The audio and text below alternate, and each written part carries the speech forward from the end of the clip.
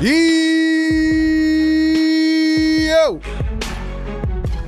What is good, Sixer Nation, Philly Take Nation? Welcome on in to another edition of Sixer Game Day Live, right here on Philly Take with RB. Second game of a 4-game week. This is one that the Sixers have to get, but it's going to be really tough. This might be one of the hardest games ever, based on who is out tonight. So we will get into it all, man. Sixers in DC, taking on Washington, trying to complete the season sweep. Can they get it done against the 17-win tanking Wizards? We will break it all down. We will talk about the biggest story of the day, which has had us all wrapped up, and we'll give you the truth, man. Let's go. Let's go. Lock in, man. Lock in. Lock in. Let's go. Chad, I want to hear you tonight, man. I want the energy. I want the emojis. I want all of it in the chat tonight. Maybe we'll read some of the chat. We'll see. $2 super chat. Carlos Rosado says, RB, the Sixers will win out these last few games. Carlos, thank you for the super chat, man. Yeah, they need to win a lot. I feel like tonight might be the hardest game of the season. I'm not going to lie. Just kidding. Just kidding, ladies and gentlemen. This might be the easiest game of the season. April Fools. Happy April Fools. Hope everybody's doing well. I was going to say I might end up stopping the live stream and then fool you guys, but you know, some people like to listen in for 2 seconds. People don't have an attention span anymore. So I didn't want to lose any viewers. But anyway, happy April Fools. It is April 1st. I cannot believe it. But we are here with 7 games left in the season. 7 games to go. 7. And I do want to talk about April Fools here in just a few minutes, because that has taken the Sixer Nation by storm today. So we will talk about all of it, and we will break it down here on a Wednesday. But officially, you know we got to do it, man. Good evening, good afternoon, good morning, wherever you are tapping in from, and welcome into Philly Take with RB, Sixers Game Day Live Show, presented by our great friends at National University. And as always, we are powered by the Prize Picks app. We have the 41-34 Philadelphia 76ers on the road in DC to take on the 17-58 Washington Wizards. This is the #1 Sixers Game Day Live Show. We give you pregame, live game, and postgame coverage. That includes our staple play-by-play reaction, our analysis as it all goes down, and we'll read out your comments in real time and give a voice to the fans.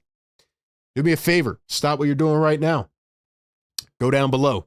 Scroll down on the live stream and hit that thumbs up button.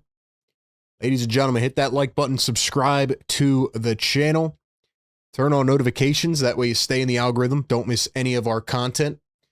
And make sure you follow us on all platforms, IG, TikTok, Facebook, Twitter, and audio. All of our links will be flowing through on the link tree. And yeah, we've been putting out a ton of content on all these other platforms. We have some cool things in the works coming soon. So make sure you stay up to date everywhere. And of course, a big shout out, special shout out to all of our great Fire Take members. Let's see those emojis in the chat. Let's see everybody getting up in here. Let's, let's continue to shout out to the members, man, because they go above and beyond to support us. And I am appreciative of all of you. So ladies and gentlemen, if you want to become a channel member, get all the cool emojis, the loyalty badges, the exclusive perks, get your name highlighted a different color, and get your comments read out priority. Become a channel member. Link is down below, or hit the join button as well. All right, man. It is time to kick things off here on the pregame live show.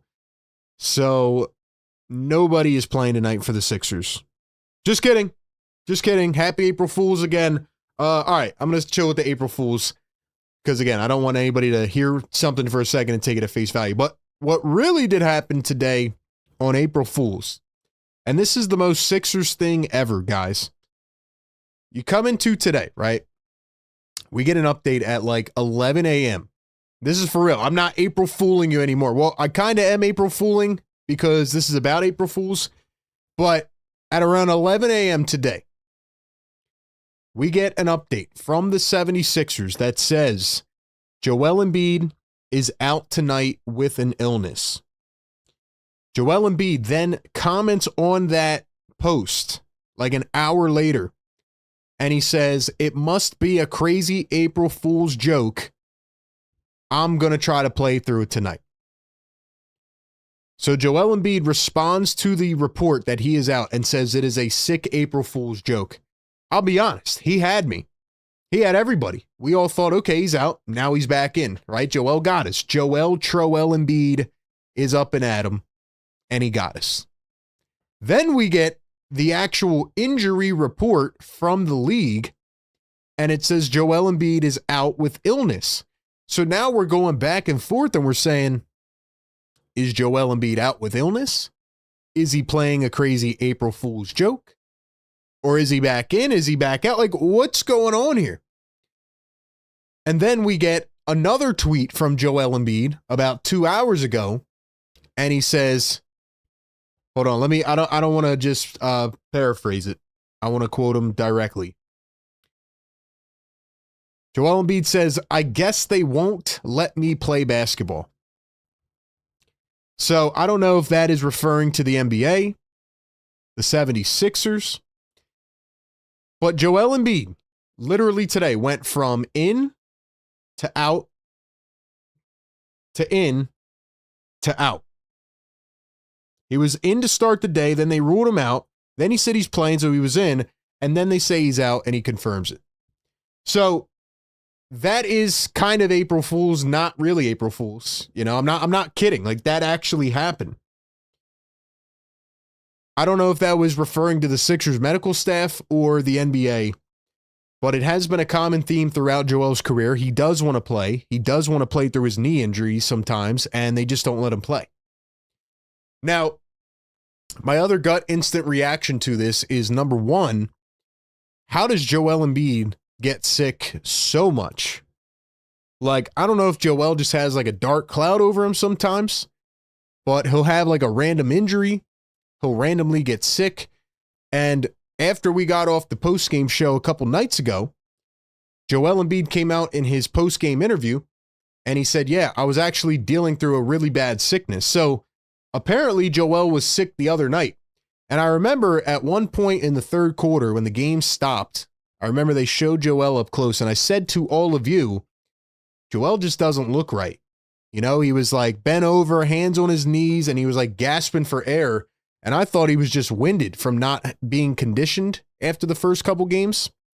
But somehow, some way, Joel Embiid has caught a very bad sickness. And I don't know if it's the one that Grimes and Walker had. I don't know what's going on. But we're at the point where I think you got to start putting Joel Embiid in a bubble, man. I think you have to put Joel in a bubble so that he doesn't get the suds, especially before the playoffs. Joel, if you are listening to this, I am asking you directly, before the playoffs, please do not go outside. Please do not go out to get anything. We will DoorDash the food to you. We will, I don't know, take your kid to the babysitter. I don't know. Don't go outside, Joel. Please don't get sick again. So, Joel Embiid dealt with an illness last game. My biggest fear, which, hold on, let me cross my fingers here, knock on some wood, is that it's going to spread to the rest of the team, and they're going to go into the playoffs, and everybody's going to be sick. I hope that doesn't happen. But anyway, with that being said, guys and girls, I know you're probably expecting some normal pregame analysis, but I've had some really good stuff to talk about the last couple games. I don't have a ton to get into here on this pregame show. Let's talk about how bad the Washington Wizards are. It's funny because the Sixers have beat them 3 times this season. They're looking to complete the season sweep tonight. And first off, let's talk about who the heck is even playing for the Washington Wizards, because really it's nobody, and we'll talk about why in a second. But the Washington Wizards tonight are without Trae Young, who they traded for a couple months ago, hasn't played. Anthony Davis, who they traded for, hasn't played. Cam Whitmore, Alex Sarr, D'Angelo Russell, who's not even with the team. Julian Reese, Trey Johnson is available. He was questionable, but now is available. Keyshawn George is out. Leaky Black is out. And Bilal Coulibaly was questionable and is now available. So the Wizards are pretty much down everybody. And here's another crazy stat of the day. The Washington Wizards have lost 19 out of their last 20 games. That is a real stat. And it's funny because the first matchup of the season, I think it was like the third or fourth or fifth game of the season. If you remember, this is when Quentin Grimes was on his heater. The Sixers and Wizards game actually went to overtime. It was the first game in DC, and the Sixers had to pull it out because the Wizards had a fun start to the year. But since then, they have gone completely off the cliff.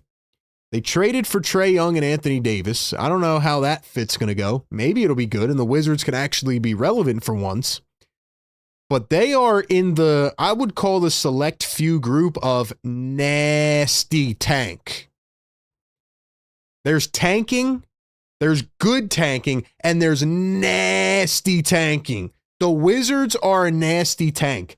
And I have a little more displeasure for the Wizards than others because as a diehard fan of a team and of a sport that I cover, Wizards fans have to be in the dumps, man. They have to be in the dumps. The Wizards haven't been good since who knows how long, bro. The Wizards have not been good in so long, man.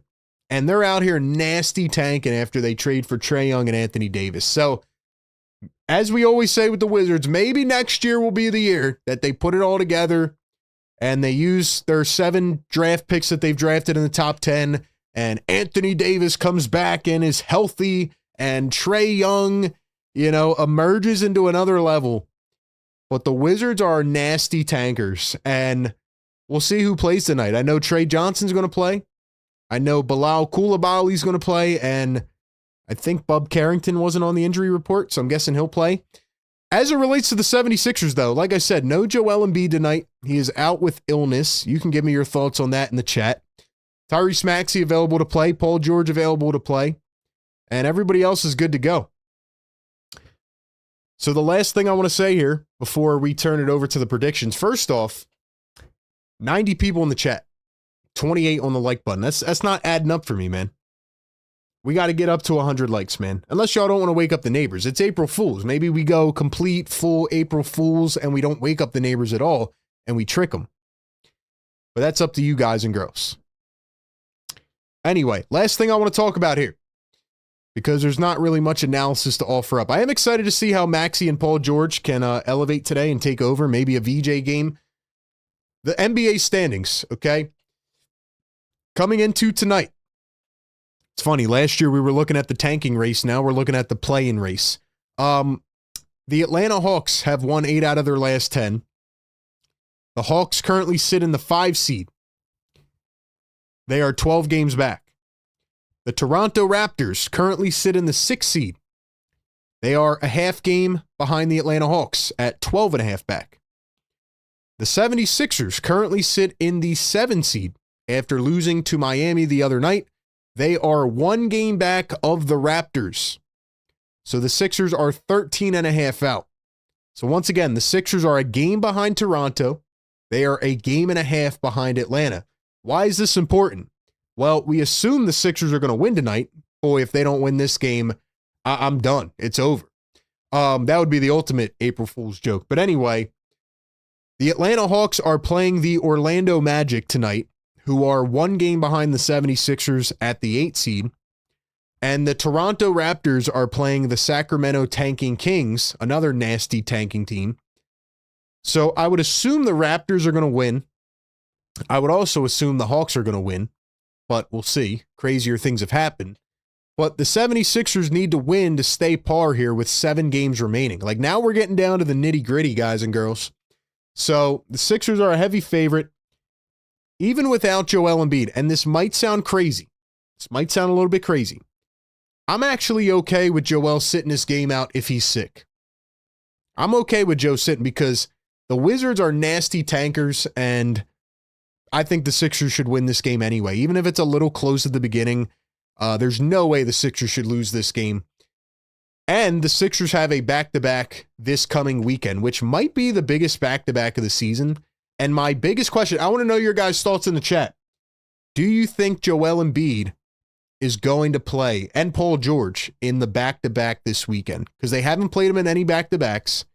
Now you've sat out for a month and a half. You're out tonight. Assuming Joel Embiid is healthy, will he play in a back-to-back in 2 games that could be very crucial for the 76ers? You have Minnesota on Friday, and you have Detroit on Saturday. My gut tells me they're not going to play them in a back-to-back, but my head tells me, yeah, you should play them because you need these wins. Anyway, give me your thoughts in the chat. Get these likes up right now. We got over 100 in here. Thank you for being here. It is going to be an interesting game tonight. Sixers need to win in order to stay par with everybody else. And with that being said, I will read out your comments about Joel and all that stuff, but I want to know your final score predictions tonight. Ladies and gentlemen, you know what I need from you. 4 things. Number 1, give me your final score prediction in the chat. Number 2, who's going to get the win? Number 3, who will the leading scorer be? And number 4, how many points will they have?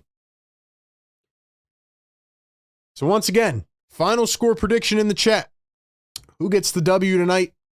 Who will be the leading scorer? How many points will they have? And if you want to give me any bold takes as well, drop those in the chat as well.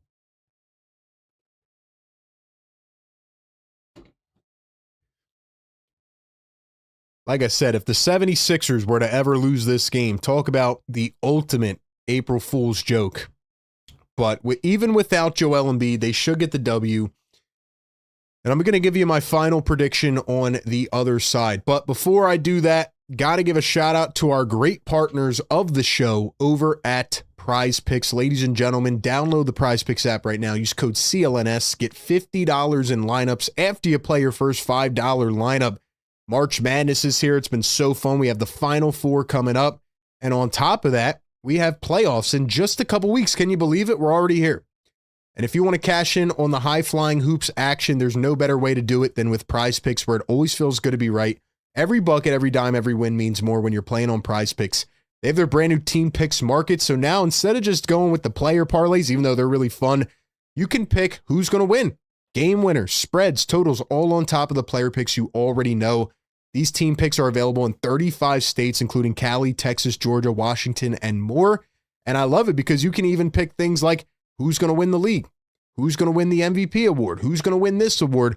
So it's just another way to pick the sports that you love, all on Prize Picks. Team Picks has now made the watching experience so much more enjoyable. I love it because now you can root for your team and cash in if you make the right picks. The group chat has been blowing up with Prize Picks on their latest odds and their latest spreads and their latest slips. And you can even copy some of the winner slips, or like, let's say you have a creator like me that you like, you can even go to the app and copy slips. So check out Team Picks now and download the Prize Picks app today. Use the code CLNS, get $50 in lineups after you play your first $5 lineup. Once again, that's code CLNS, get $50 in lineups after you play your first $5 lineup. Shout out to Prize Picks. We will revisit later on, but it is time to make the picks. Presented by Prize Picks. Give me yours in the chat right now. Here is my final score prediction. The Wizards win. No, I'm just kidding. Happy April Fools. All right, I said no more. No more. No more. Sixers in a blowout. And Sixers, I picked you last game. You made me look foolish. You better not do it again. I was looking at the final scores from the first 3 matchups, and I don't think the Sixers have scored under. You know what? Let me double check, because I know we're gonna have a Chad in the chat who's gonna be like, nah, bro, they haven't scored under 128.5. Chill out, Chad. Let's see. Sixers scored 121 131. And then in January, they scored.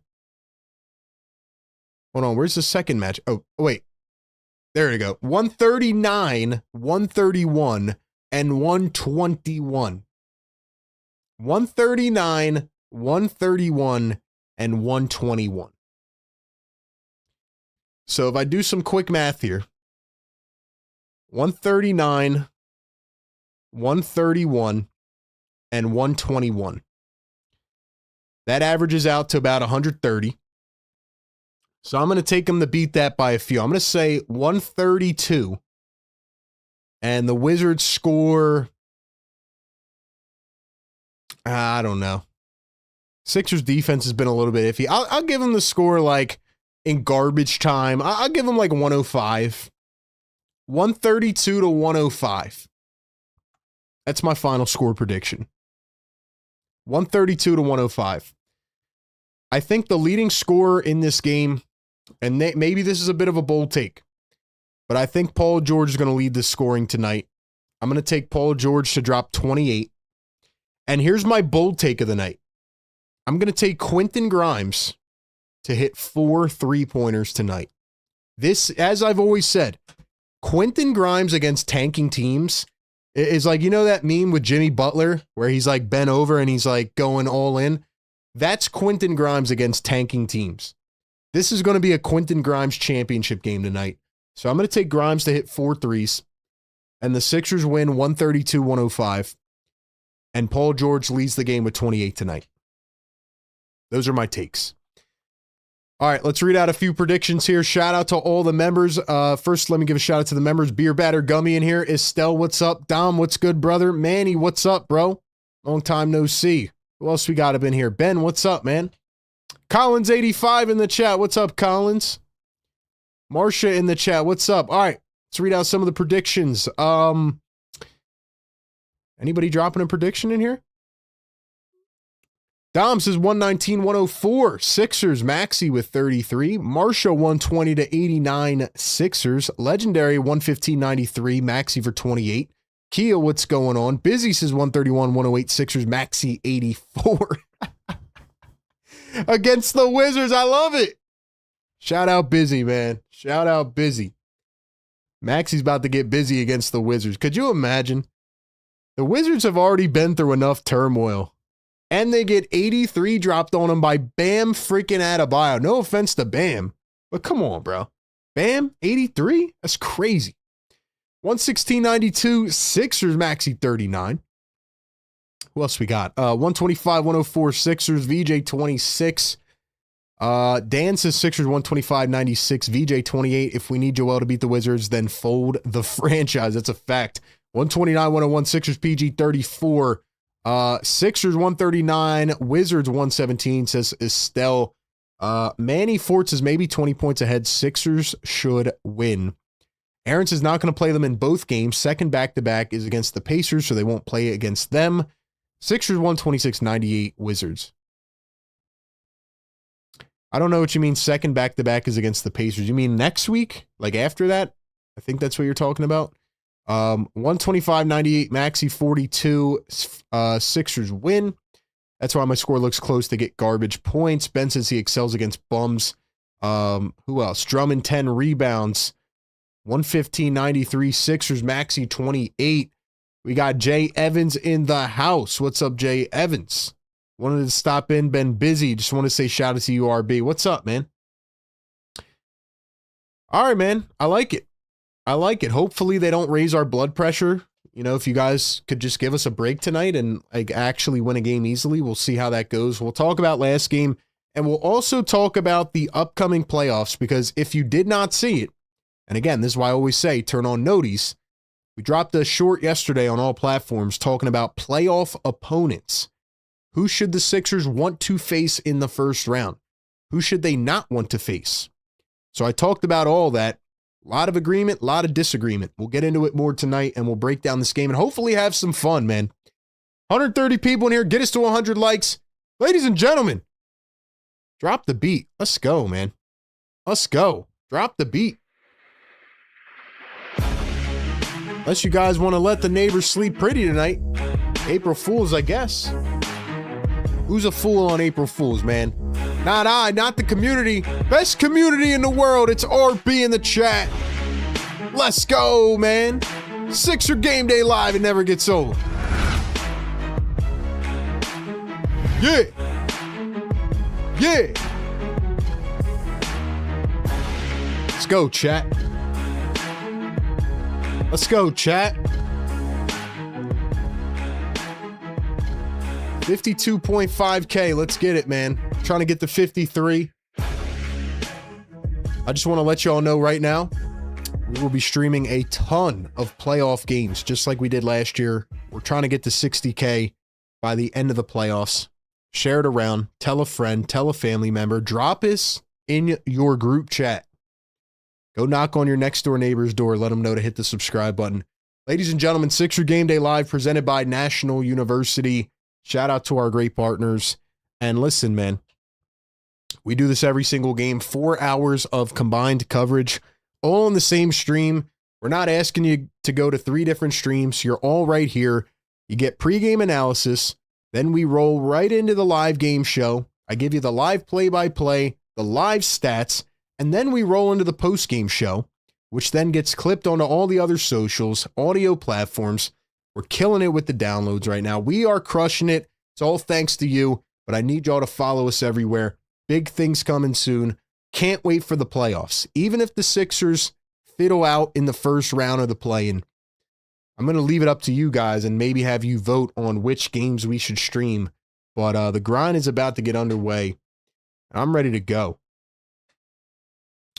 You know what was really funny to me this morning, guys, is that they said that Joel Embiid was informed that he could not play during this Sixers versus Wizards film room session. Now, first off, I started cracking up. Obviously, we're looking at the Joel thing, right? If you're just tuning in, Joel is out with a sickness tonight. Apparently, he battled through illness the other night against Miami, probably why he looked really slow and gassed. At this point, put Joel in a bubble. But when they said that the Sixers were in film room today against the Wizards, I was like, bro, did the Sixers actually watch film? There's no way. There's no way they do, right? There's no way they do. I don't know.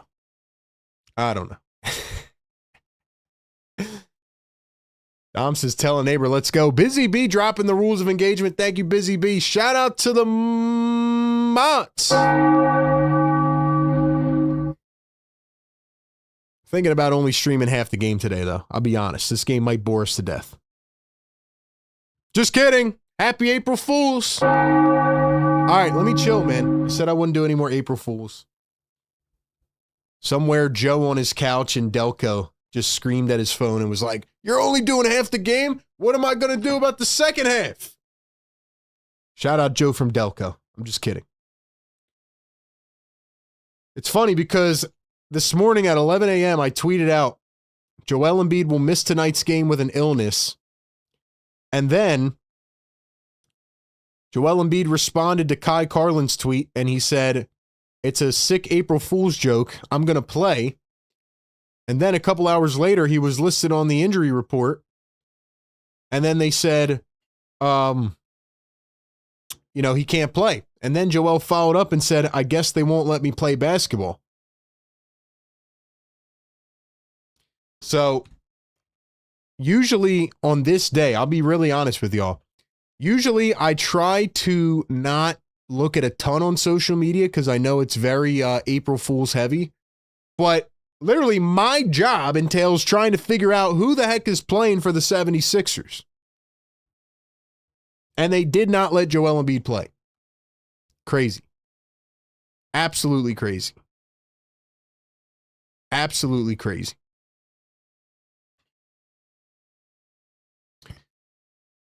So we'll see. We will see. Danny says, Steelton, PA, stand up. What's up, man? Thanks for letting me know where you're tuning in from. Estelle, that's wild. What did Estelle say? I don't even see Estelle's comment in here. Maybe Estelle got shadow banned. Where's Estelle's comment? I didn't even see it. Anyway, guys, 160 people in here, 60 likes. That must be a sick April Fool's joke. You guys got me. You guys got me. You got me.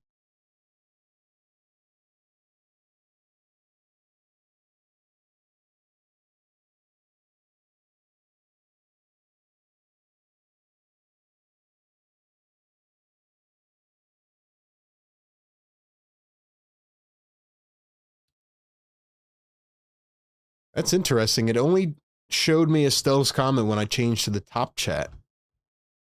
Interesting. Yeah, Estelle, you got to chill out, bro. You got to chill out. Can't be having that, bro. Yeah.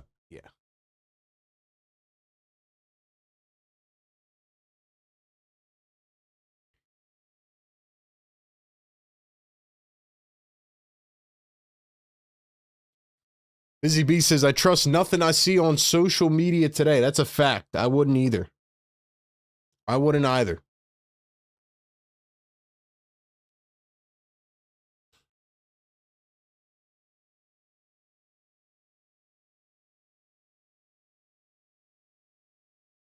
All right, let's put a poll in the chat.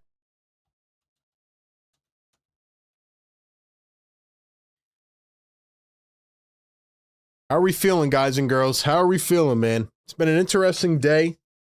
Made some Eagles content today on my Eagles channel, A to Z Philly. There was a huge bombshell article put out, so I was doing that. Thought it was an April Fool's joke at first. And, yeah. Now we have the 76ers and trying to figure out whether or not Joel was going to play. And now he's not playing. So, anyway, man, it is April 1st. I'll be honest, I cannot believe how quick these couple months have gone. I can't believe we got through March as fast as we did. The gauntlet. I mean, I guess it kind of helped that nobody was playing, so we were just kind of like, you know, chopping it up. But yeah, man. See how it goes. Guys, who do you think the Sixers should want to play in the first round? Give me your top team. And who do you not want them to play? Give me your worst team. This is the Sixers Game Day Live Show. We got 175 in here. Thank you all for being here. I really appreciate the fact that y'all tap in every game and support us. Keep in mind, this is a one-man produced show. Everything you see is one-man produced, from the score, the stats, the everything. So, still working on stuff. We are still adding more to the concept. We've been dropping some videos. Definitely make sure you watch them. I dropped a short as well yesterday talking about my top playoff opponents. So what do you guys think, man? What do you think? 6 games after tonight. Pistons and Timberwolves this weekend. And then next week is the last week of the season. By the way, just so you all know, I will be streaming the play-in games most likely. Now, if there's 2 games on the same day, like let's say the Sixers are in the play-in, I probably will only do the Sixers that day just because, you know, we do our pregame, postgame. That's a lot of streaming. But other than that, we're going to try to stream most of the play-in games. And then, yeah, we're going to be firing away in the first round. I'm looking forward to it, man. Looking forward to it. What else we got up in here? Jocelyn says, I want them to play the Knicks or the Celtics, not the Cavs or the Pistons. Ooh, that's interesting. Interesting. I would say the Celtics are my least optimal team for opponent-wise. If the Sixers play the Celtics in the first round, I'm going to be honest with y'all, man. It's not going to end off pretty. It's not going to end pretty. Maybe in the conference finals, yeah, sure. But first round? Dude, the Celtics, the way that they're playing, and like they shouldn't be playing the way that they are. But yeah, no. Yeah, no.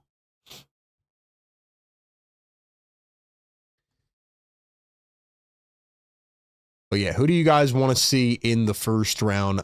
Cool J says Cavs or the Knicks. I'd much rather face the Cavs in round 1, says Legendary. Starting lineups tonight, Tyrese Maxey, VJ Edgecombe, Paul George, Dominic Barlow, Adem Bona gets the start at the 5 for Joel Embiid. For the Wizards, Bub Carrington, Trey Johnson, Will Riley, Bilal Coulibaly, and Tristan Vucevic. So that answers my question. I got 3 of them right, Carrington, Johnson, and Coulibaly. Will Riley, first-round pick this year for the Wizards. And then Tristan Vucevic, who, he was one of them guys that just was like, he was having a game against Philly earlier this year. But we'll see what he can do. Will Riley, was he the 25th pick, if I remember correctly? He was the 21st pick out of Illinois. By the way, shout out to Illinois. All right. Ladies and gents.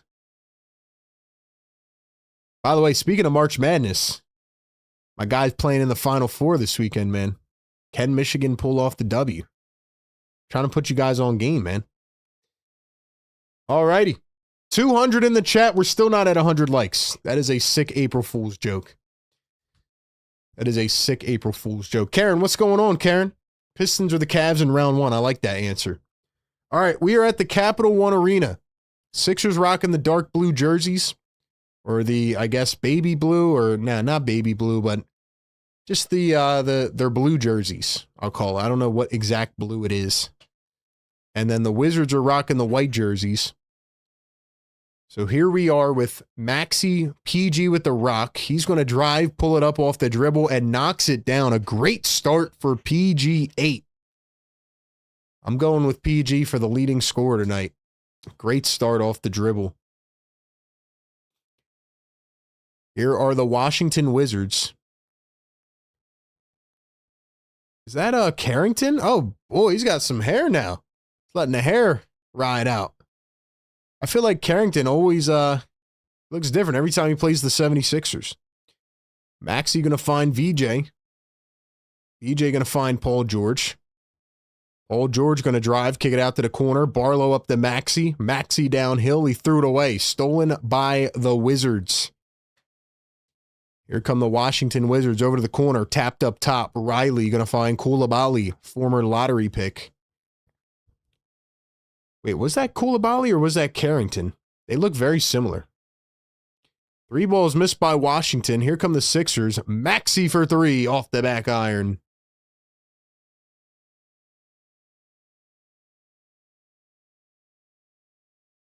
Let's go, chat. Let's go, chat. Get us to that 100, man. Don't slack. Let's attack. Did the Wizards score first?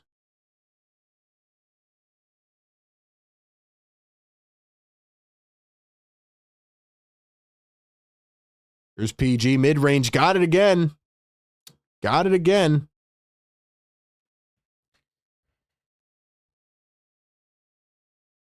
There's Trey Johnson off the dribble, working against the Adem Bona, the 5th overall pick, Trey Johnson.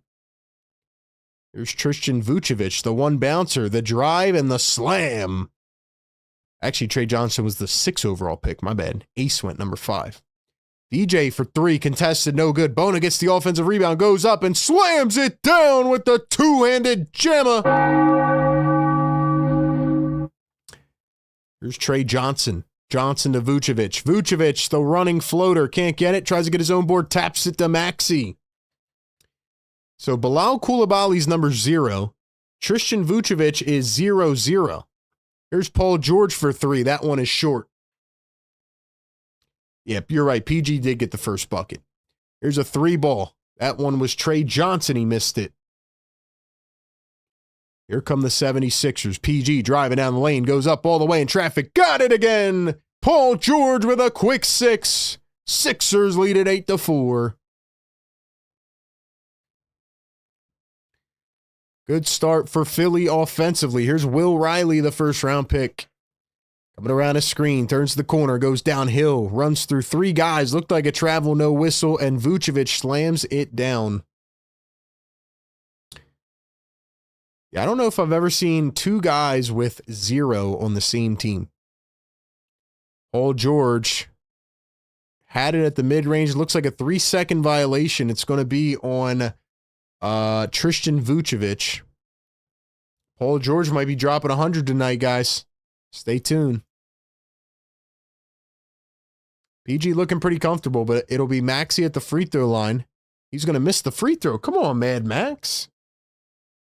Come on, Mad Max. Guys, is Paul George back, man? Is PG like this different version of PG? If so, I mean, this is what they need. Here's the inbound to Maxey. Reverse layup. Got it. Tyrese Maxey puts the Sixers at 10 here in the first couple minutes of the game. Here is Will Riley going to find Tristan Vucevic, guarded by Bona. He drives downhill, puts a shoulder, goes up in traffic, and fouled. So Tristan Vucevic, not 0, but 0-0. Double 0. He's a double agent. Second round pick back in 2023 by the Washington Wizards, year number 3 in the NBA. He's averaging 8.8 points per game, 3 boards, shooting 33% from 3 and 47% from the field. Just for the heck of it, let's go take a look at the offensive and defensive ratings. I didn't even say them tonight. Wizards are third to last, barely ahead of the Mavericks and the Nets at 28. Sixers at 16. Sixers 17th defensively, and the Wizards are 29th. So the Wizards are second to last in defensive rating, third to last in offensive rating. So after the free throws, here are Philadelphia's Paul George and VJ Edgecombe. PG going to drive downhill, goes up in traffic, didn't get the whistle, and it actually came in late. So now PG is headed to the stripe for 2. We are 2 likes away. Y'all are trolling me, man. I can't even read the chat, man. This is a sick April Fool's joke, man. Sorry, we can't even. I guess we're going to let the neighbors sleep tonight. It's all good. April Fools, you know what I mean? Chat, drop some blue and red in here, man. Sixer Nation, drop some blue and red. I want to hear you. I want to see you. Let's get a roll call going. PG going to knock down the first at the line. I'll be honest, man. If you are if you're a Sixers fan tapping in here with me tonight, you are an absolute diehard fan. Shout out to you. Here's Paul George for the second one, averaging 17 just about points per game, 16.8. He's going to knock down both free throws. By the way, do I sound clear to you guys? No, like a little static or anything, right? My mic was giving me some problems earlier today, so I just want to make sure. Let me know if I sound clear. Here's a 3-ball office screen that was Koulibaly. Couldn't get it to go. Here come the 76ers. Actually, that was Carrington. I'm sorry. I keep getting these guys mixed up, man. Maxey puts up a J. It bounces up and falls through and 1. Tyrese Maxey. Yes, sir. Sixers have kind of had me in chill mode this season. You know, it's been an up and down season. But, yo, playoff games come around. I'm about to emerge. Not that I don't give it my all every game I do. But the Sixers have just kind of, like, even with their offensive and defensive ratings, they're middle of the pack, you know, 16, 17. They're just kind of right there. That's how the season's been. Up, down, up, down, up, down. For 40 games, they had us sweating every single game. Then the whole team was out. Then they came back, looked amazing. Then the whole team was out. So here we go. Joel Embiid misses games with an illness. Who knows? Free throws were good for Ty. Actually, he went 1 of 2 at the line, right? No, he only had 1. My bad. The other one came from the 3-second violation. Riley completely missed that 3-ball. How is Will Riley doing this season? Check his stats as well. Bona under the rim goes up. Got it and 1. Yes, sir. It is an and 1 convention. Give us another one, baby. Why not? Give us the and 1, man. Let's go. Let's go. Let's take a look at how Will Riley is doing. He's a guy I kind of liked in the draft. 21st overall pick, 20 years old. He's averaging 9.5 points per game, 2.7 boards, 1.8 assists, 33% from the field. It's not too hot, but, you know, let him develop. Nice defense on the other end by the Sixers. Kelly Oubre in for the first time for Philly. I don't even think the Wizards have more than like 7 guys available tonight. If you're just tuning in, the Wizards are nasty tanking this year, like they do every year. Who do the Wizards even have off the bench, man? Here's Trey Johnson going to kick it out. Vucevic, a step back 3. It's a laser. Tristan Vucevic with a step back 3. That was nasty. How did he do that? What college did he play at? I don't know where he played at college. Let's see. Paul George pull up mid-range and he's fouled. Dude, coaching the Wizards has to be like, my gosh. Tristan Vucevic played, he came from overseas. Came from Real Madrid. All right, so we got a timeout on the floor. PG will head to the stripe for 2. We do have 100 likes. What do you guys think? Should we wake up the neighbors or should we go full on April Fools and not wake them up? I'll let you guys decide and we'll be back in a quick 30-second timeout. Meet my dad. National University supports all his ends with flexible online courses. He can be a student and catch bad guys on the internet and teach me how to hit a curveball. And serve his country. He's an ander. National University, supporting all your ands. All right, chat, what do you guys think, man? Should we wake up the neighbors? Should we? Legendary, I'm so sorry. The scoreboard was not going yet. My bad. Forgot I had to refresh it. Sorry about that. My bad. Wake them up, wake them up, wake them up. All right, we got to wake them up. No April Fools. Wake them up. Let's go. Yes, sir. Yes, sir, baby. Fires in the chat. Drop the yes, sir, man. Woo. Yeah. About time you guys got this up to 100, man. Y'all were slacking for a little. In all seriousness, man, welcome in Sixers Game Day Live. We do this every game, pregame, live game, and post-game shows. Drop a ton of content, a lot of good things on the way, man. Follow us on all socials. Mods, drop that link tree in the chat so people could check it out, and I'll pin it as well. And if you want to become a channel member, especially before the postseason, hit that join button down below. A couple bucks a month, you get all the emojis, the loyalty badges that show how long you've been a member. Get your comments read out first, name highlighted. That's how we roll, man. Shout out to the channel members. Shout out to the members.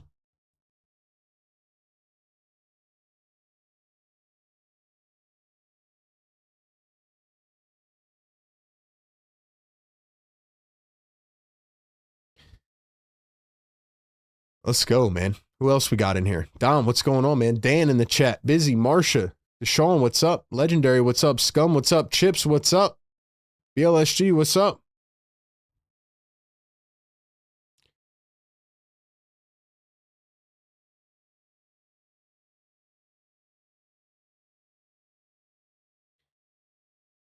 So no Joel Embiid thus far, but Paul George is Paul Georging. Listen, if the Sixers get this level of Paul George, like this is who they signed in July of 2024. This is who the Sixers signed in July of 2024. People always say, yo, Paul George is so bad, this and that. The Joel Embiid extension, in my opinion, is worse than the Paul George signing. Like, Paul George, this is who the Clippers had in 2023, who was on a heater. 6:45 to go here in the first. Paul George steals it away after making 1 of 2 free throws, and VJ with the one-handed tomahawk. Trey Johnson just went in the backcourt. Yo, no backcourt. I guess PG hit it. Vucevic had it poked away. VJ bullies him again. Maxey couldn't scoop it up. Johnson gets it back. Actually, it's Koulibaly, and he lays it up and in. Just so y'all know, we still are working on a scoreboard thing. I got a couple different things I've been trying, so no worries there. Other than that, man, full produce one-man show. There goes Carrington down the alleyway, lays it right up and in, and just like that, it is a 6-point game. Busy says all DC sports except for the WNBA stink. Yeah, Washington's in the gutter right now. 5:50 to go here in the first. PG, dribble, step back. PG for three. Oh! He's on fire! Ew! Vucevic a three. He answers, and he flexes on Paul George. Do we have a PG Vucevic battle? I'm not even talking about Nikola Vucevic. I'm talking about Tristan Vucevic. Ew. Yo, we got a Vucevic PG battle. Give back to PG. Oubre steps out of bounds.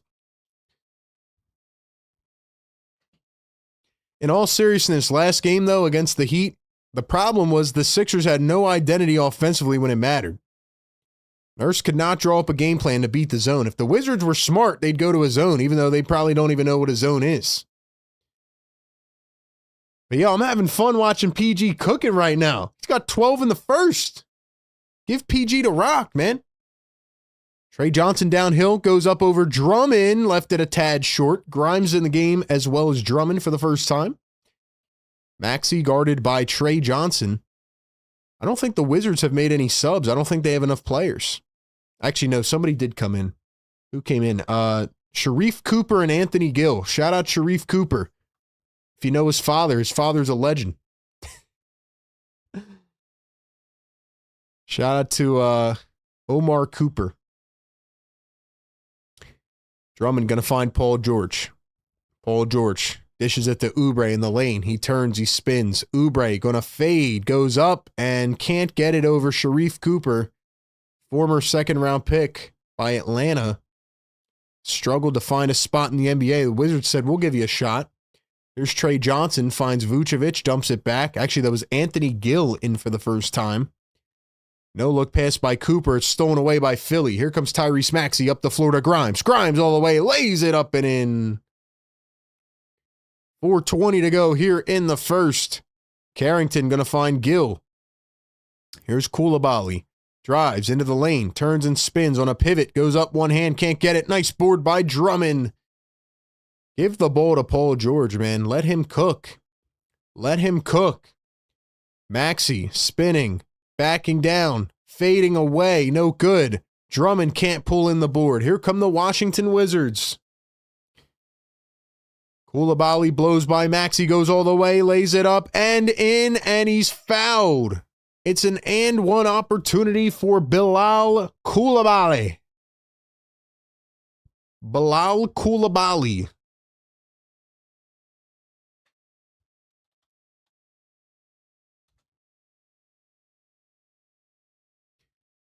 I think we need to see some more energy in the chat. Let's go, guys. Let's go. Drop those fires, man. Drop those fuegos. Koulibaly going to make it a 3-point game.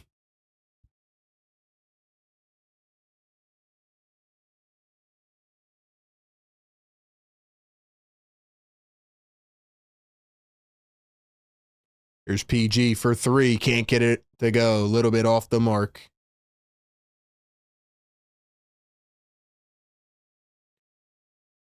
And Koulibaly airballs one. Gill tried, or who was that? Carrington tried to save it. Almost jumped over Tyrese Maxey. So that is going to be a...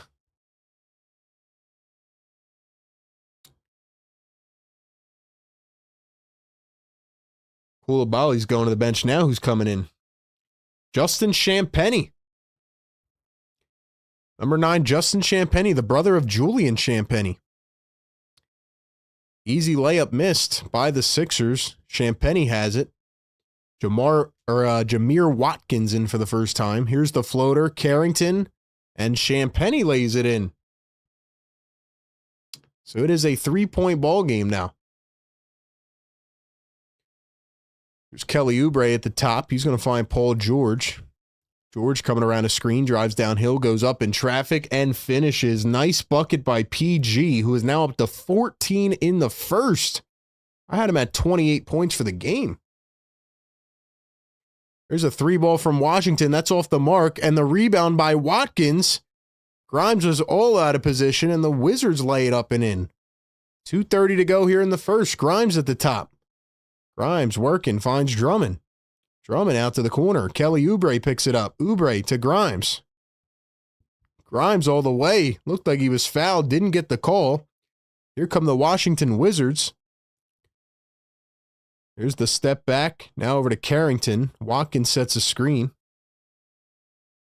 Bub Carrington going to step back over Quentin Grimes. Can't knock down the triple. Drummond didn't even go for the rebound. Champagny the board. Vucevic up top to Carrington. 5 on the shot clock. Carrington puts it up. Left it short again. This time Drummond picks it up. Sometimes the Sixers just do the most undisciplined things. Maxey accelerates to the rim, has a wide open layup, and the Sixers have hit 30 points.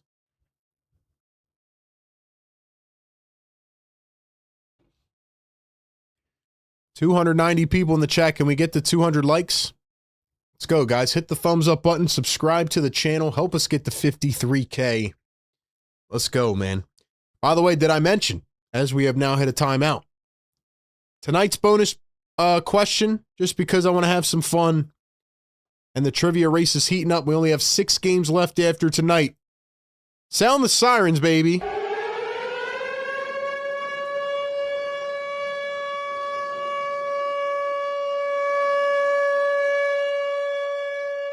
Ladies and gentlemen, tonight's trivia question will be worth 2 points. It is a bonus question tonight, and it could be massive. We look at the trivia leaderboard right now. We have our boy Cable sitting atop with 11 points on the season. Lou World second with 9 after collapsing a 9-2 lead. Pregame Nation sits third with 8. Vidant with 7. Couple others shortly behind. So, listen, if Lou World can get this question tonight, he'll be all tied up with our boy Cable. And, yeah, still got 6 games to go after tonight.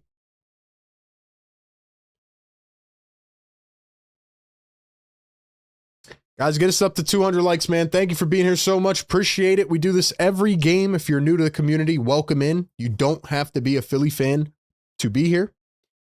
We welcome everybody, even if you're a fan of another team. We're just trying to build a really cool community that supports one another, that has fun, that can talk ball, can hang out.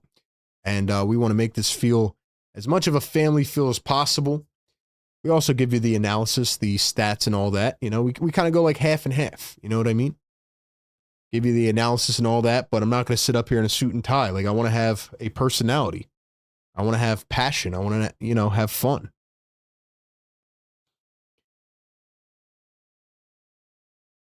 Also, what's really surprising to me right now, just off the top of my head, I don't think PG or Maxey have gone out of the game yet, right?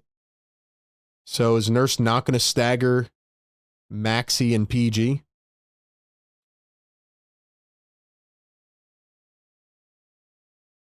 Is he not going to stagger them, or?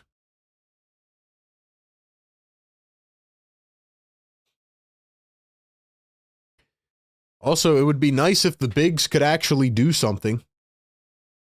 Like, Drummond hasn't really tried on the defensive glass. Barlow has nothing in 4 minutes. Bonus got 5 points in 7 minutes, mostly on putbacks, 1 rebound. It's been the Paul George show so far. 1:40 to go here in the first quarter. Here's the one-handed floater. Gill could not get it to go. All the way down the floor to VJ, and it's overthrown. It's a turnover by the 76ers.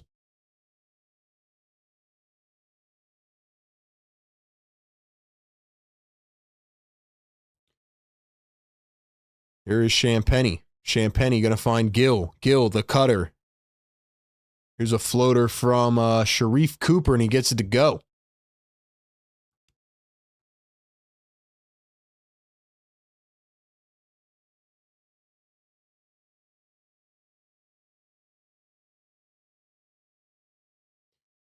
There's Justin Edwards in for the first time for Philadelphia. Good to see him after he only played a minute last game. Grimes, corner 3, knocks it down, and he points over to the bench.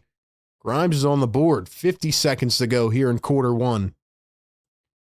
Here's the crossover. The drive. Kicks it out to Anthony Gill. Gill going to find Sharif Cooper. Off the dribble against VJ. Kicks it up to Gill. Gill to a wide open Jaden Hardy in for the first time. Forgot about him. Jaden Hardy, former second-round pick by the Mavs. Really good pick. Was included in the Middleton trade. Drummond, nice find. Backdoor to Grimes, who throws it down. 5 straight for Quentin Grimes. 35-27. 20 seconds to go now. Let's go, guys. Hit the like button, man. Get us to 200. Come on now. Here's Sharif Cooper working against Quentin Grimes. Cooper at the logo. Grimes stuffing him. Grimes heating up. Grimes is turning up. Cooper drives, floats it up, and beats him off the dribble. 3 seconds to go. Here's VJ Edgecombe. He drives. He gets knocked down to the ground. Pulls up. Half-court shot. Just missed it wide. So that will take us to the end of the first quarter pretty quick, and the Sixers lead it 35-29. 6-point ball game. It is the end of the first, and you know what that means. It is time for our favorite segment, Sixer Scholars Trivia, presented by our great partners at National University. You know the drill, man. Only one guess is permitted. I'm going to say the question first, then put it in the chat. And similar to last game, listen closely, I am looking for a number, a numerical digit. And also, I'm going to put a timer on. After I type done in the chat, no more guesses permitted. Just so y'all know, just so we're clear.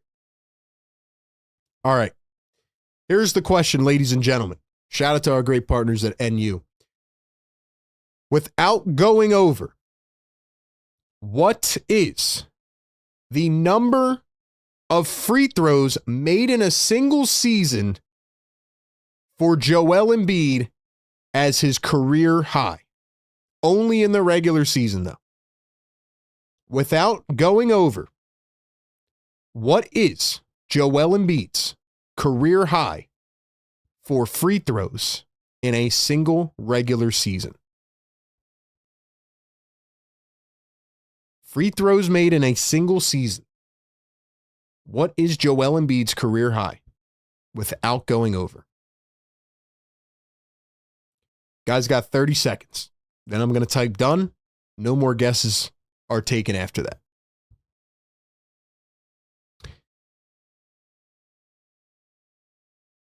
Once again, what is Joel Embiid's career high for free throws made in a single season?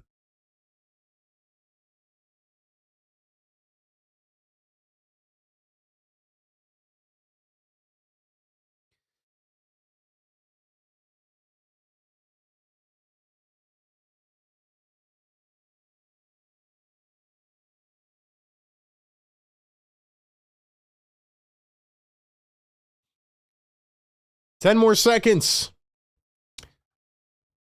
Once again, shout out to our great partners, man. Thank you to them for being such great partners of the show and sponsoring our favorite segment. 5 seconds.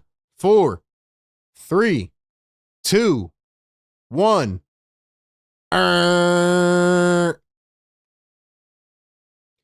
right, ladies and gentlemen, we got a handful of guesses. We're going to sort through them here once we get a quick stoppage in possession. Anthony Gill at the top, guarded by Justin Edwards. Here is Jameer Watkins, drives against Grimes, kicks out to the corner. Here's a 3 from Hardy, and he knocks it down. So the Wizards cut it from 6 down to 3. You know, it's funny. The Sixers have actually done better when they do good in the second, or do bad in the second quarter, good in the third, instead of doing good in the second, bad in the third. BJ leaves the jumper short. Oubre tracks it down. Oubre drives the lane, goes up, and gets it to go. Nice bucket by Kelly Oubre.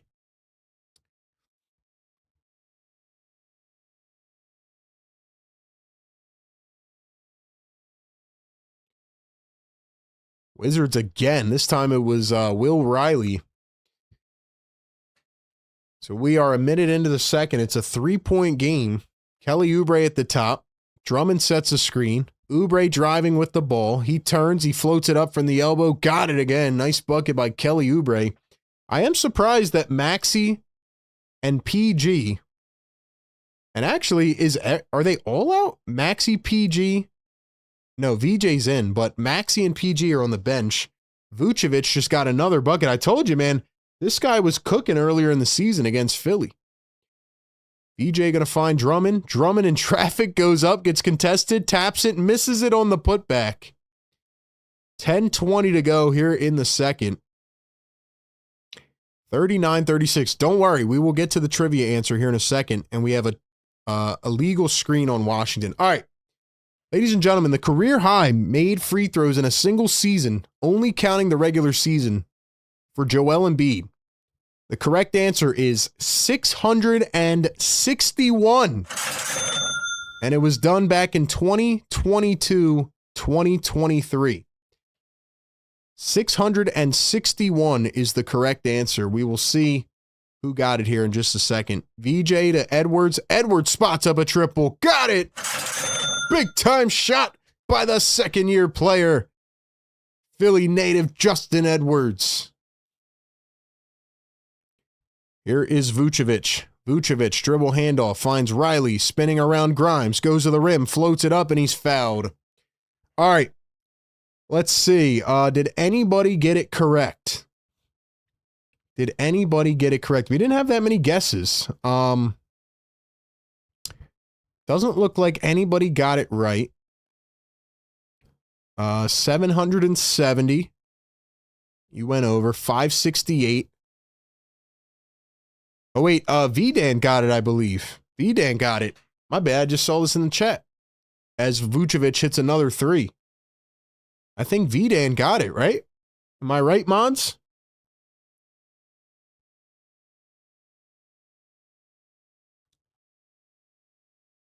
Mods, let me know. I think VDan got it. 661 is the correct answer. VDan, congratulations. Thank you all for playing Sixers Scholars Trivia, presented by NU. I'm going to mark you down here in a second. We have another illegal screen. Sorry, I'm trying to do everything at once here. But VDant with that one is going to get a bonus question. That's going to give VDant 2 more points. And now VDant is tied with Lou World for second. So congratulations. Shout out to V. I wonder if VDant looked up the answer or if VDant knew it.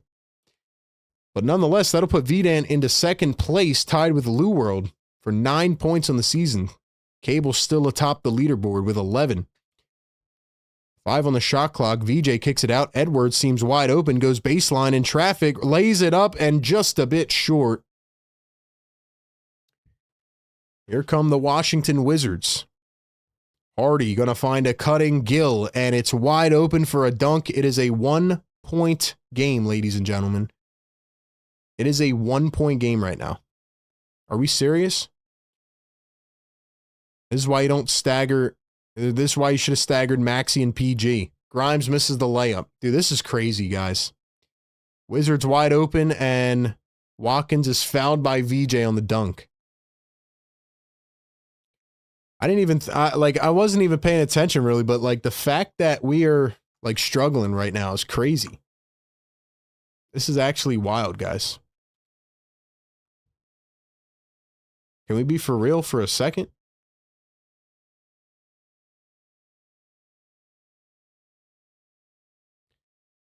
First one good at the line for Jameer Watkins. Guess the Wizards have come out here with something to prove tonight. This is wild, guys.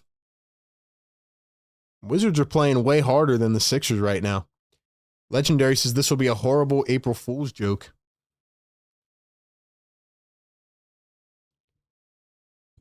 Wizards have taken the lead now after 2 made free throws.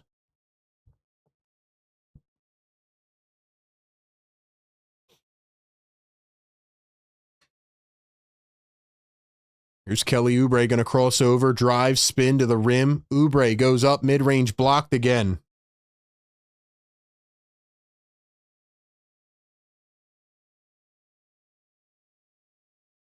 Here's the pass inside. Champagny gets it back, pulls a 3 over Oubre. That one is short. Bona comes away with the board. Justin Edwards going to drive, kicks it out to Grimes. Grimes up to Edwards. Edwards for 3, misses. What do you guys think about Maxey and PG both playing the same minutes in this game? Dude, the Sixers just left a wide open dunk. Holy crap. Call a timeout, Nick. Gonna make me crash out against the freaking Wizards, bro. Like, I was cool. They just left a wide open dunk against the worst team in the NBA. This team has lost. You know what, bro? And it grinds my gears, bro. It grinds my gears. You got players on the team telling me that I don't show love. You got people in the chat that are like, oh, bro, we got to cheer for this team. Let's cheer.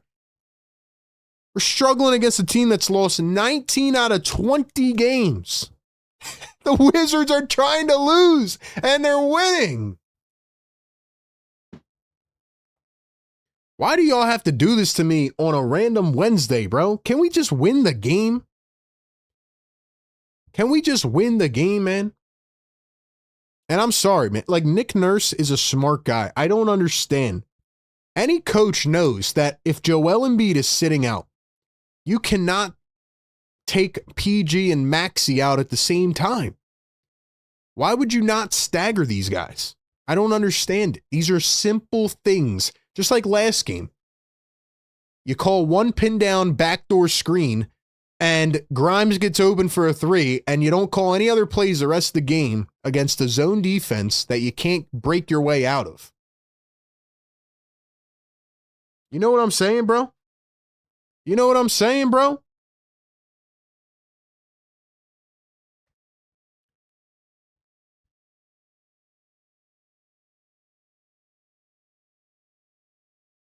Do I think they're going to lose this game? No. But if they end up winning this game by like 3 points at the end in cardiac fashion, that will be one of those games where it is not a good win.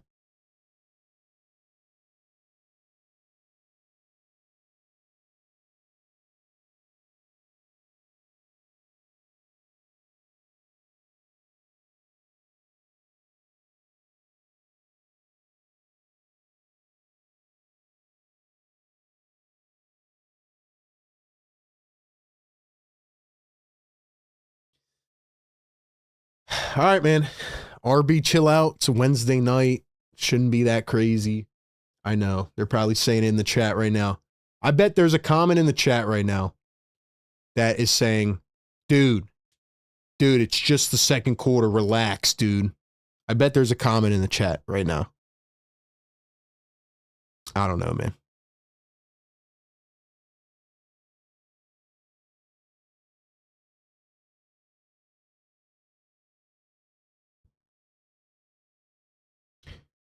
Like, to be honest with you, man, like tonight, it doesn't matter. But in the playoffs, if you continue to be this undisciplined, the Sixers are not beating anybody. Maxey going to drive. Reverse layup is good. 7:30 to go here in the second. Josh said, one thing is for sure, we're all sick in the head being Sixers fans. Turnaround floater is good and one. Justin Champagnie to the line for one more. Guys, don't call it in the chat before I call it, man. Otherwise, you'll get timed out. We're on a natural delay, so time up your game with ours. That way you don't spoil it in the chat for anybody else. 3-point lead for the Wizards. One more coming up at the line. Wizards are trying to lose, man. This would be the worst April Fool's joke ever.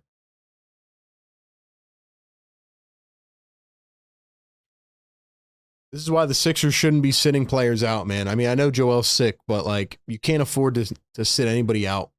Maxey around a screen, turns and spins. Sixers down 4. 7:10 to go here in the second. Maxey flying to the rim, accelerates, and yams it down one-handed. Nice dunk by Tyrese Maxey. 2-point game.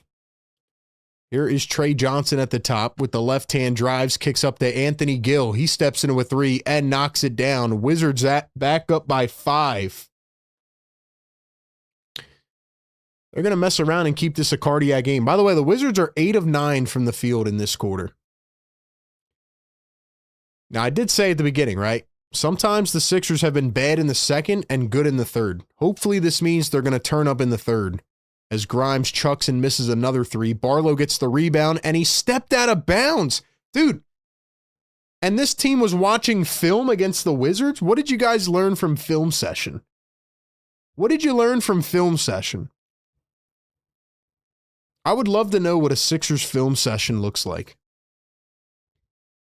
And they get mad at me because I'm too negative on this team? Like, come on, man. This is ridiculous.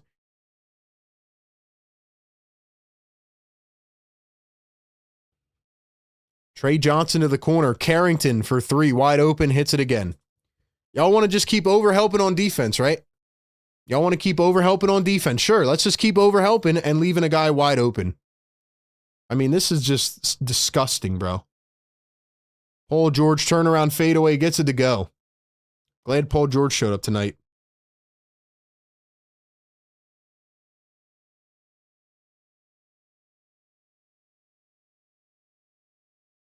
Other Wizards wide open layup, got it again.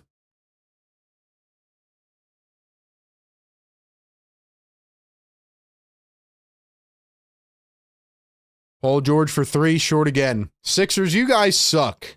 Boo! Boo! Three from the Wizards. Missed it. They get their own rebound. Backdoor cut. Yo, this team looks like the Globetrotters.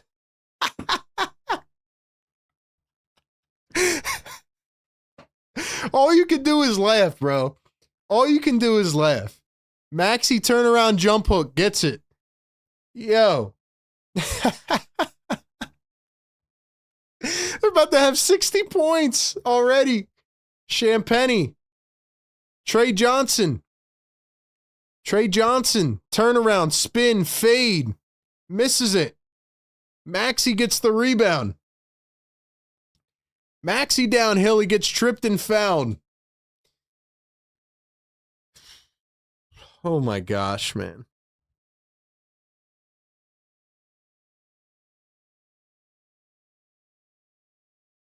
All right, chat. Let me get my mind off the game for a second. Let's do our nice second quarter segment here.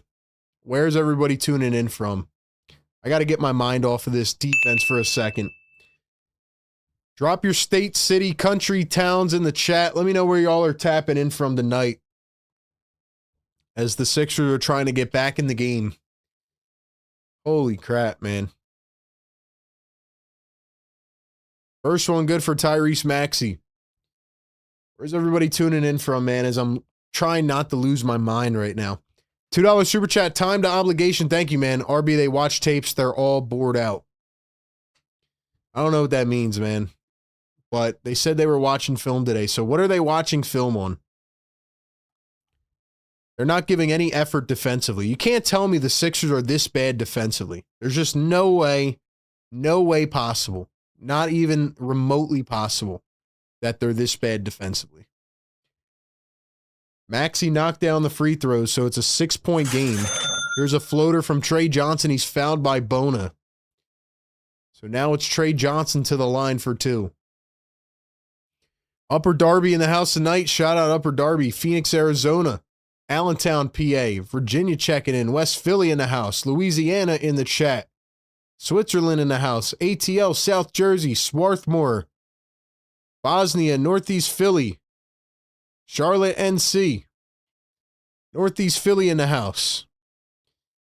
Here's Trey Johnson. It wasn't a shooting foul. This time he floats it up, misses it, and not even close. It's going to be a shot clock violation. We got Australia in the house tonight. California. Palisades Park, NJ. South Jersey in the chat. Columbus in the building. Thank you guys for being here. Maxey all the way to the rim, lays it in with the left hand. Thank y'all for dropping it like it's hot, man. This is crazy, bro. Here's a three. Off the mark. Wizards trying to get it back, and it's knocked out by Paul George. It's going to stay with Washington. 14 on the shot clock. Keisha says, I'm just mad that Maxey and PG are not getting threes they normally get.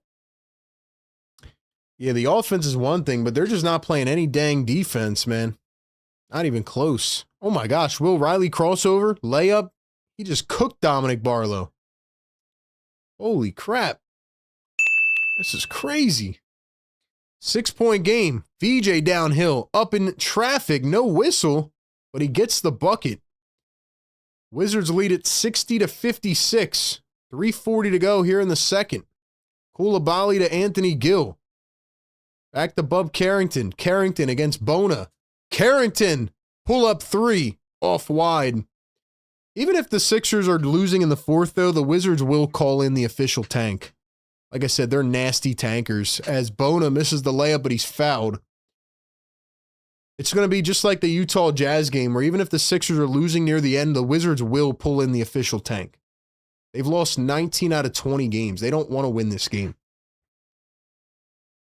$2 super chat, time to obligation. Thank you, man. Says, I mean, Sixers were bored by the film watching. Probably, because they're probably not watching anything serious. Bona's now at the line for two. The first one is good. 370 in the house right now. Get us to 200 likes. Do me a favor, hit the thumbs up, subscribe to the channel, follow us everywhere. Mods, y'all know what to do. Drop that link tree in the chat.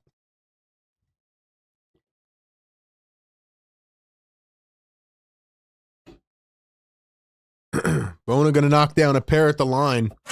Josh says, with a healthy Embiid, PG, Maxey, the only team we can't beat is Boston. You know, I say that all the time, and then I look at the way this team has so much undisciplined mistake.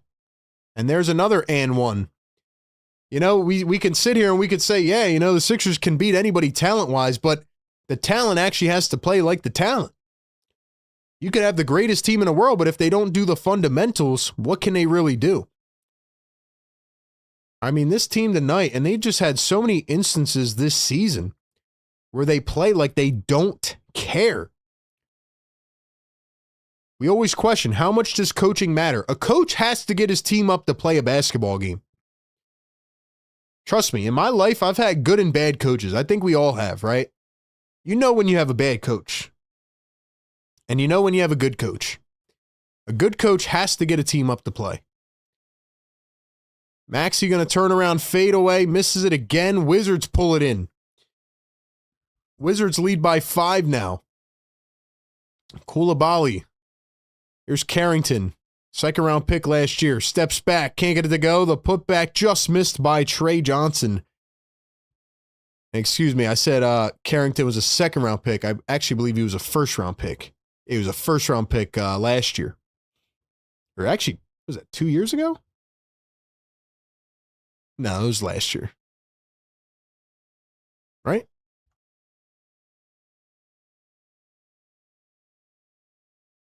Yeah, it was last year.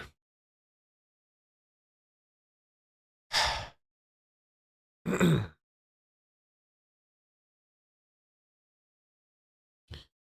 don't know, guys. I don't know. Yeah, I don't know. Don't know. So I think part of it, again, is coaching. But also, like, I don't want to excuse the players, right? Because we can talk about Nick Nurse. We can talk about him all day. But as a professional making millions of dollars, you have to show up with the mindset of, hey, I'm going to put a guy away today. I'm going to, like, put this team away early and be able to rest. Like, if you watch the good teams in the league, like the Thunder or, you know, whoever, right? The Spurs, the Celtics, whoever, they'll put a bad team away. Why do you think SGA never plays the fourth quarter? Because they're winning by 30 points. But on top of Nick Nurse, man, the players have to show up and just, they got to show up, man. Just like any job, take any corporation in America, right? You have the CEO, you have the managers, you have the director, you have all these different roles, right? We could blame the CEO when the company fails, but maybe the managers show up every day and drink coffee and eat snacks in the break room and go to the bathroom and don't actually work, you know? It's on everybody. Or maybe the new intern they hired is, you know, on TikTok all day. I don't know. It's on everybody. Bernard McCoy, $2 super chat. RB team kind of makes me sick. Bench has no juice. Yeah, bench is doing nothing tonight. Maxie's got 17, PG 16. I still think Nurse needs to stagger them because that's literally been the only production right now. Why is VJ not getting the ball? Why is VJ not touching the rock? Didn't we just talk about this last game? I don't understand, like, the willingness to not let VJ get touches.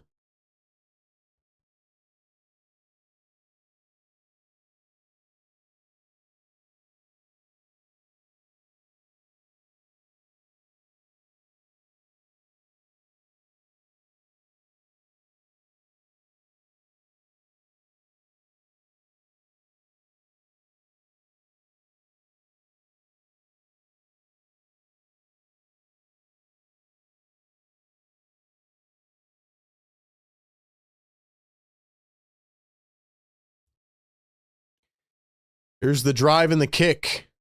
Step back by Will Riley, guarded by Paul George. Nice defense by PG. Way to stay in front. He pokes it away. 2:10 to go here in the first half. Maxey to Barlow. Barlow in the dunker spot. Barlow kicks it up to PG. PG launches a deep three and drills it. Nice shot by Paul George.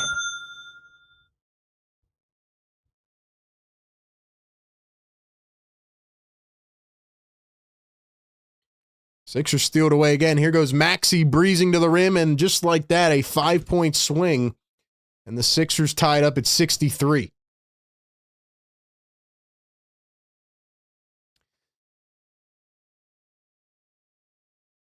Here is Bilal Coulibaly driving against Bona. Hits him with a little stiff arm.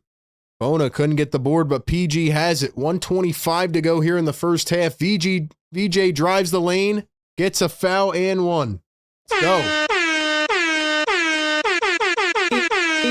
Yes, sir. Let's go, man. Karen says you're right, RB. Staggered substitutions as opposed to 4 out and 4 in. I agree.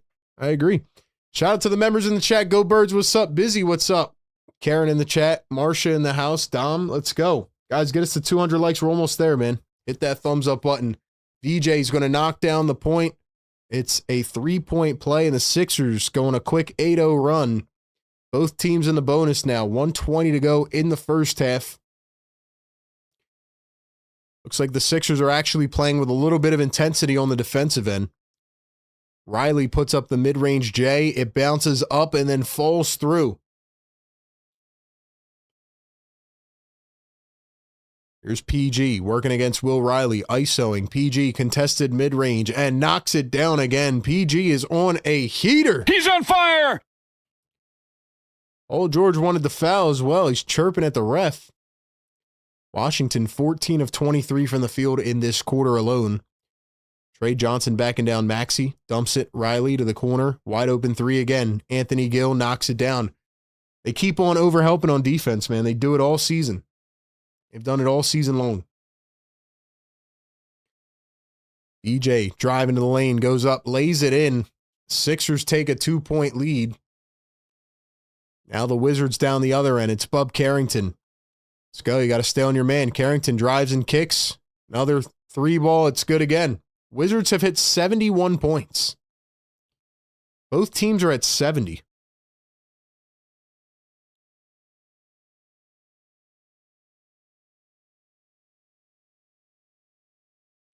$15 seconds to go here in the first half. Paul George working against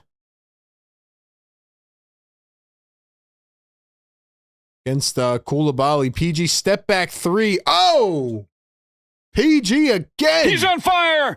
24 for PG.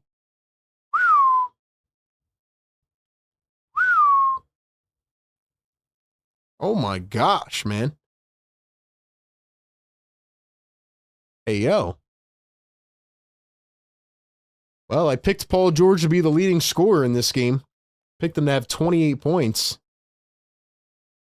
He's got 24 at halftime. Holy smokes. Oh my gosh, man. Ladies and gentlemen, welcome into the halftime live show. Not exactly how I expected to feel at halftime, but Wizards win the second quarter 42-38. Absolutely no sign of defense. And that brings us to halftime. So as we always do, I will ask some of you for words. Drop your words in the chat.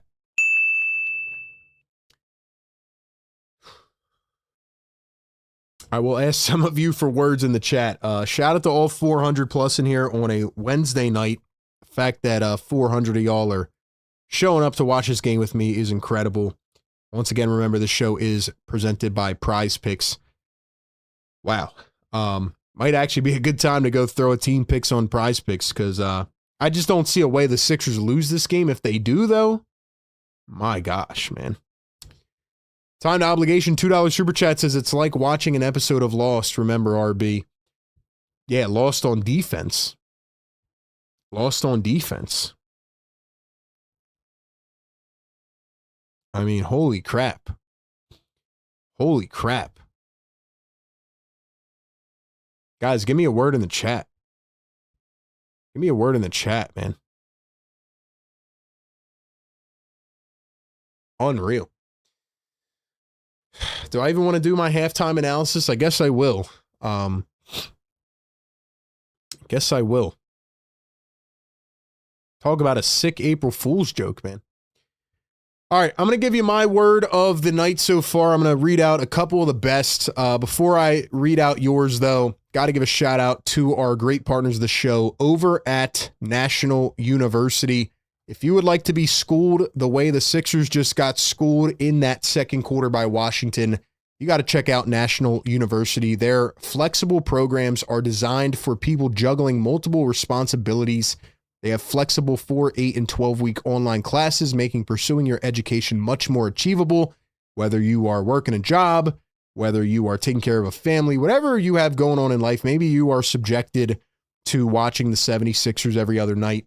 NU offers the most comprehensive degree program options for you in the U.S. with working and non-traditional students in mind. The vast majority of their student base are working students with an average undergrad age of 33 and a graduate age of 39. They offer over 150 degree programs, including education, business, marketing, healthcare, psychology, social sciences, engineering and tech, criminal justice, and more. Maybe I should even see if they can offer a course on how to play defense.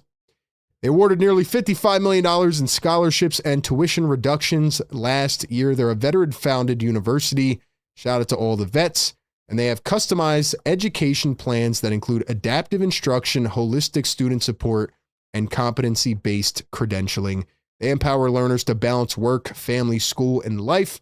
So if you are interested in checking out their flexible online curriculum offerings, click the link down in the description or live chat. Get more info today over on nationaluniversity.com. Shout out to them for being a proud partner of Philly Take with RB. And shout out to the 76ers for, I guess, getting schooled to keep this game interesting, maybe. My word of the night is apathetic. Guess I could go with pathetic or apathetic. Both apply. What in the world was that, man? Yeah, the Sixers have 73. Shout out to Paul George. Paul George is on an absolute heater. I said in the pregame, I would love to see the way Paul George can take over this game. But defensively, man, like, you just can't come out here and act like this is just some other game. Like, one thing that I've learned from my time covering the NBA and talking to some people and stuff and just seeing it up close, even the worst team in the NBA would still completely smoke anybody. Like a college team, high school team, you know how people make those jokes? Like, even some of the worst NBA teams have some of the best players, like, compared to other leagues. So you can't just come out here and like lollygag and be like, oh, la, la, la, let's just, screw around for 3 quarters and then we'll pick it up in the fourth. Like, you got to handle business, man.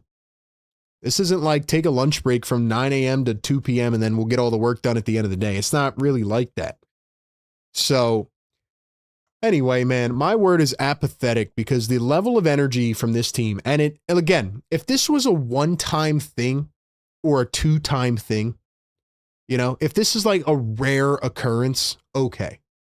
But this just happens way too much. It happens way too much, man. So I think at the end of the second quarter, the Sixers started to pick it up defensively a little bit. Like you saw their energy change. But Nurse, you better go into that locker room. You better take away their phones, not let them eat Chipotle and nachos and pizza or whatever else they do at halftime. And you better rip into this team. Now, I did say at the end of at the beginning of the second quarter, I said, sometimes when the 76ers play really bad in the second, they actually play good in the third. So I'm hoping that that is the case, but we'll see. Either way, the Wizards will not win this game because they want to tank. All right, let's read out a couple of the words I see in the chat. Don Boyle, great word, says indolent. Dave says surprising. Excruciating, says Dan. Befuddled, great word from Busy. Terrible. Frenetic. What else? Brutal. Intolerable. Chemistry, good word. Mystery. Languidness. Opportunity. Subpar. Rejuvenated. Rejuvenated? Who are we talking about? Paul George? Maybe Paul George is rejuvenated, but I don't know about everybody else. I don't know about that, man. Karen says, sure hope the Sixers show up in the second half as the A version of the team. They better be. Otherwise, the one word's going to be principal. Going to the principal's office, man. Honestly. RB, should the Sixers want to get the 8 seed to face the Pistons in the first round? Potentially. I did put out a little short about that yesterday, giving my thoughts on the best playoff opponents.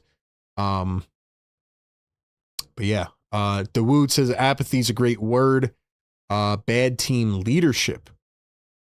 Tuned in from the Bahamas. Don't feel bad, guys. What's up, man? PG's getting tested again.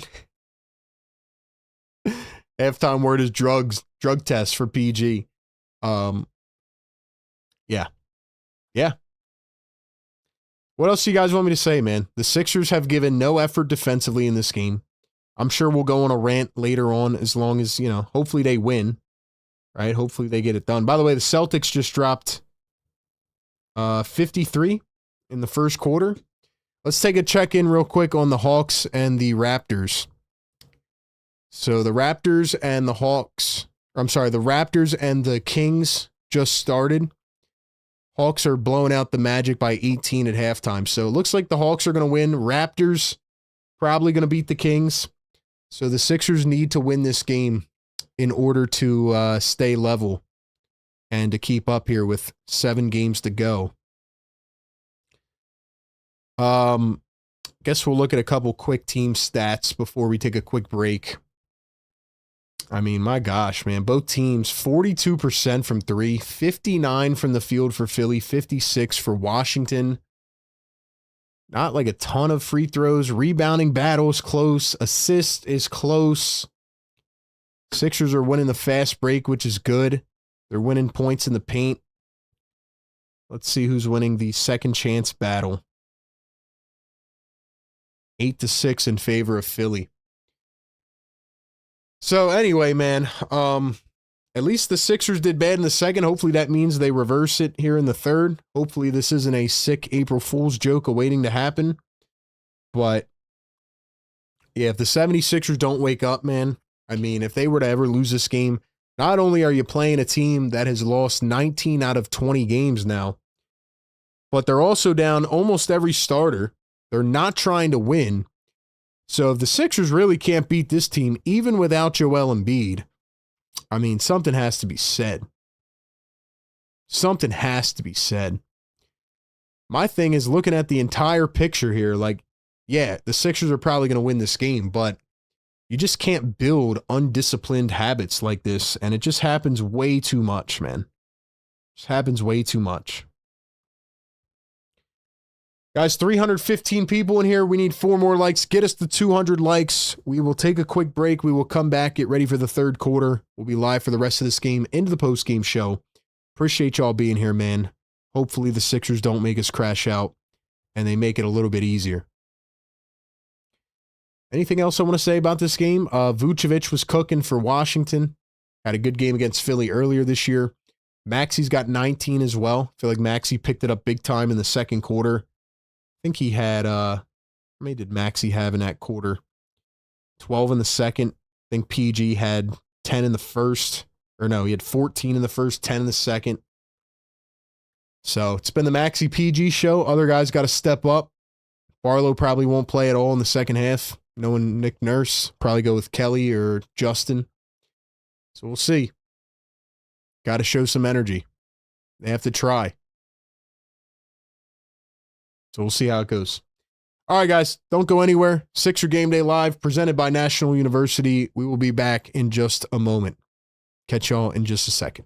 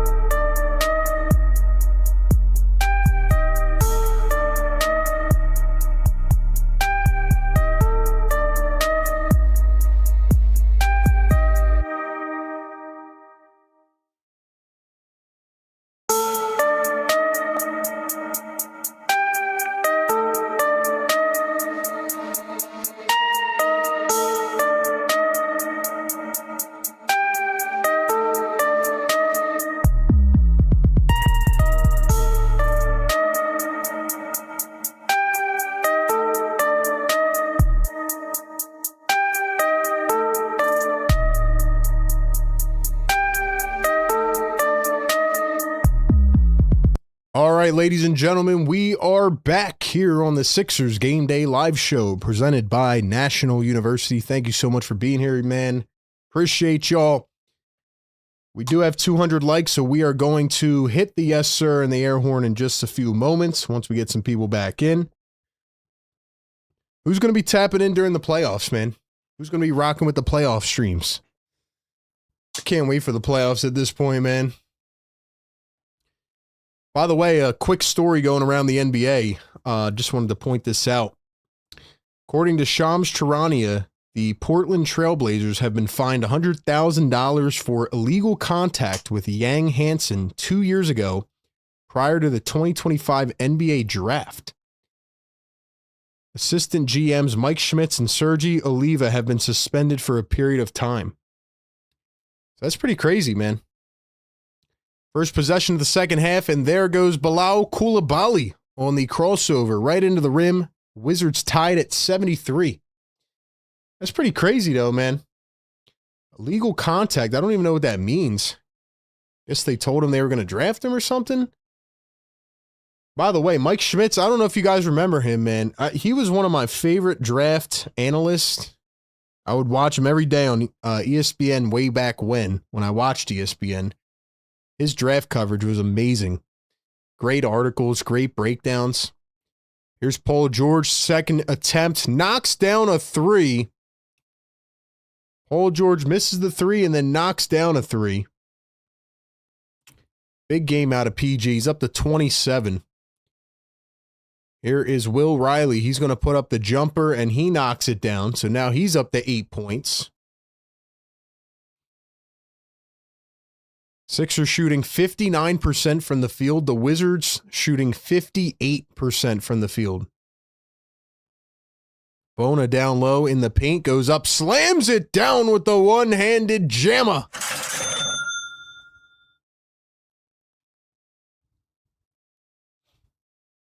There go the Wizards down the other way. Vucevic, an easy bucket against Bona as he falls to the ground. Dude. Paul George, Bona into the lane, slams it. Yo, nobody's playing defense in this game. Nobody has any interest in playing defense. Vucevic just got up limping a little bit. Looks like he may have went down harder than expected.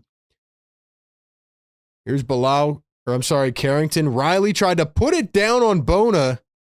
Did he slam that in? Yo, he dunked that? Holy crap. Wait, I want to see that replay, man. I want to see that replay. Vucevic is limping off now. Did he actually slam that?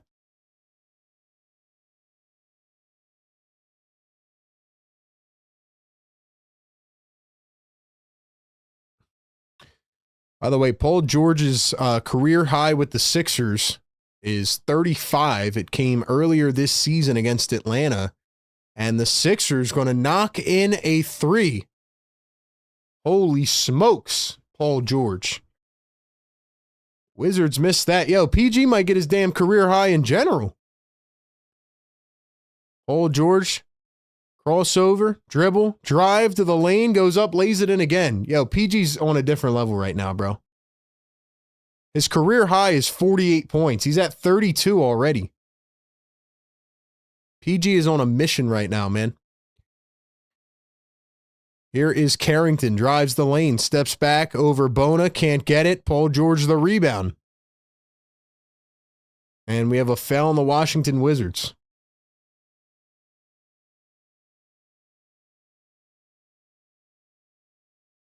So Paul George's career high is 48. His Sixers career high is 35. He's about to shatter that already.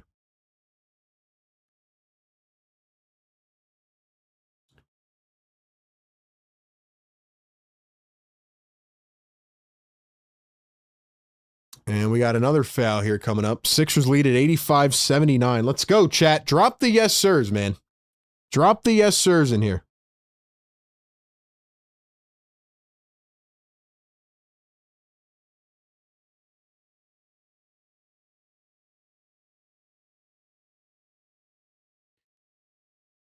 Carrington going to find Trey Johnson.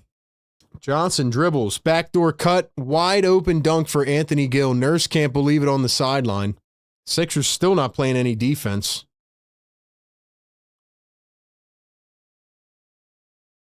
Maxey going to the rim, and he slams it down 87-81.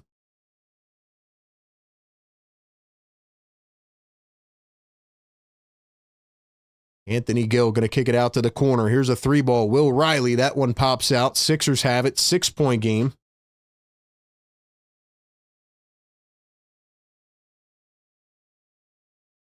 Maxey going to cross over, step back two. Hits it again. Nice shot, Tyrese. Now up to 23 on the night. Koulibaly throws it off the leg of Bona, and it is staying with the Wizards. Let's go. Drop the yes sirs for PG, man. Let's go. Yes, sir. Yes, sir. Wake him up. Yes, sir. Wizards missed the shot, but we got a foul on the floor. I think it's going to be on a Dem Bona. So we'll see what they call this. Bona did not like the call.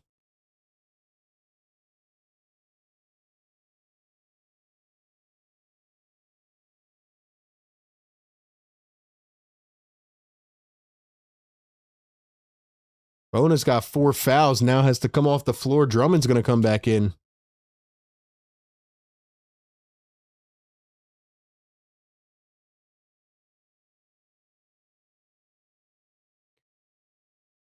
Carrington downhill, floats it up, can't get it to rattle in. The 76ers have it. Maxey up the floor, heat check for 3 and knocks it down. Maxey's starting to turn up, man. Maxey is starting to turn up.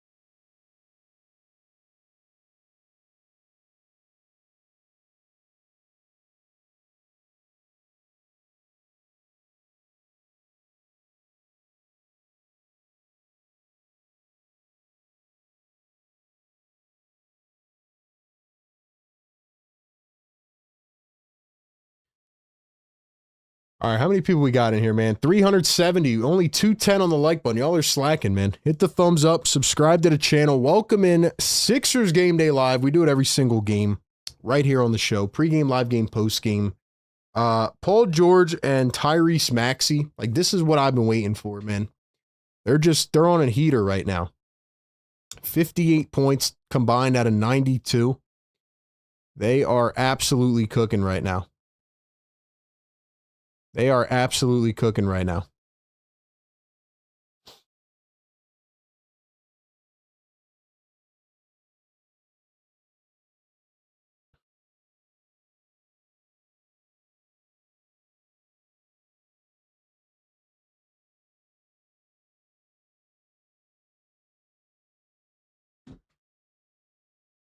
All I know, PG, is that you might get a test after tonight's game. Just saying. Just saying. To be honest, Joel Embiid at full health tonight probably would have dropped like 90 points. PG probably, or Joel probably would have dropped like 90 points. No wonder the Wizards gave up 83 to Bam. They're terrible, man.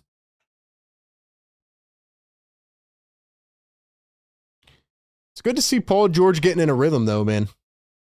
Good to see PG at least getting some more momentum going. Not that the other players are really doing that much, but PG's cooking tonight. 32 on an efficient 12 of 16. That game earlier this year against Atlanta, I think he had 7 threes in that game. Yeah, I think PG had 9 threes in a game last year, right? Or no, that was this year. PG had 9 threes against Milwaukee this year. That was actually a couple months ago. That was his second most in a game. Most as a Sixer was 9. He's at 5 right now. But here's a 3-ball from Koulibaly. Can't get it to fall. PG's at 32, so he needs 5 more to break his Sixers record, or 4 more. DJ lays it in with the left, and the Sixers all of a sudden lead it by 13. Isn't it crazy how much I can call this team, man? Trey Johnson turns, spins, fades off a foot, rolls up and out. I just got done saying how a bad second quarter usually leads to a good third. And right now, the Sixers are on fire. Maxey a step back three. That's way off the mark. Although the Sixers are on a 14-2 run. Trey Johnson wrapped up against Andre Drummond. It's going to be a jump ball, I believe.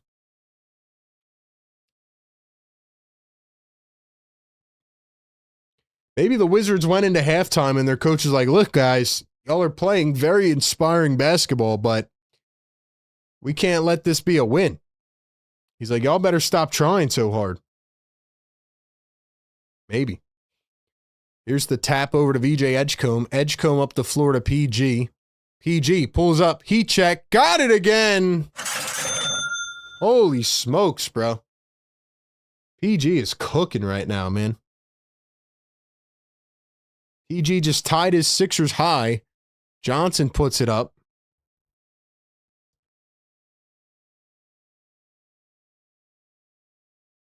Here's PG again down the lane. Got it to go. There it is.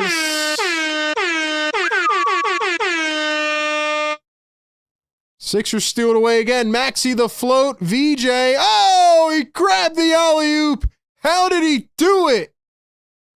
How did he do it? Oh my gosh.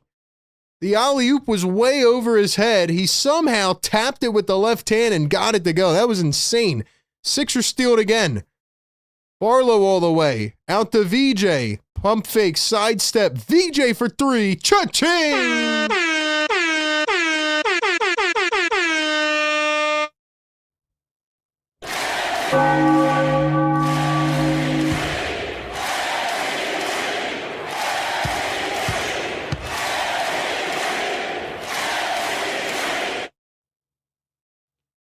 Ladies and gentlemen, if you are just tuning in, Paul George has just recorded his most points as a Philadelphia 76er. He is now up to 37 points on the night. His previous high as a Sixer was 35, and that was against the Atlanta Hawks back on December 14th. Now, Paul George's Sixers high of three-pointers is 9, and that was recorded back in January of this year. He's currently at 6. But in terms of total career high points on any team, Paul George's career high is 48 points, and that was back on December 5th of 2015 as a member of the Indiana Pacers. So he is 12 points away from his all-time career high. I was mad at the Sixers in the second quarter. I said, though, usually lately when the Sixers have played bad in the second, they play really well in the third. Jake says, can you stop spamming the horn sound effect? That's for you, Jake. Yeah. Drops the yes, sir. Yes, sir. You're going to hear it and you're going to like it. He's on fire. Paul George is going for a career high. Let's go. Let's do it. PG, give us a 50 bomb, bro. Give us a 50 bomb. Let's do it, bro. Y'all should be at 500 likes by now, man. For real, for real. Y'all should be at that 500 if I'm being honest. This is a career night right here. We're on some career night stuff right now.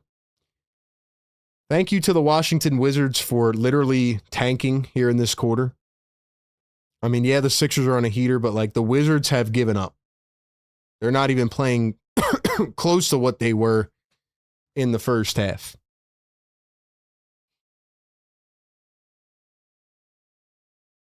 All I know is, Paul George, you're probably going to get contacted by the league after this game. Tyrese Maxey's on a heater as well. Don't want him to get lost in the shuffle. And, that alley-oop to VJ Edgecombe was crazy, man. That was wild. Season high for Paul George and a Sixers career high. Gill down the lane, slams it home. Nurse is going to leave Maxey and PG in for now. So we'll see what happens here.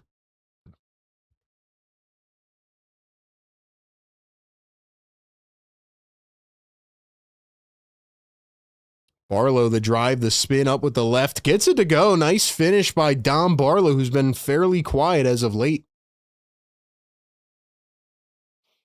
5:20 to go.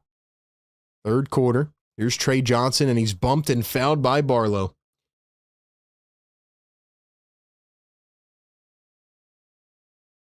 If you guys enjoy this content, we do this stuff every single game. Pre-game, live game, and post-game shows all combined into one. We drop videos on the off days. We drop shorts almost every day, so make sure you stay tuned in. Follow us everywhere. Here is Anthony Gill, just blows right by Drummond for a wide open dunk. 5:05 to go here in the third. Drummond at the top. He's going to find Paul George. PG wants it again. Sidestep. Barlow. They give it back to PG. It's the PG World Tour. Let's go. PG gets the switch. Here's Sharif Cooper guarding him tight. PG, heat check. Oh, he just missed it. Yo, this is Clippers PG for real. This is the Paul George that the Sixers signed in July of 24. As a 3-ball goes, it was Trey Johnson, the 6th overall pick. Dude, if they get this level of Paul George or anything close to it as he floats another one in, this is awesome, man. Shout out to PG. Here's Trey Johnson operating with the ball in his hands. Trey Johnson, Anthony Gill, back to Trey Johnson. Great freshman year last year at Texas. Here's Will Riley from the corner fading away and knocks it down.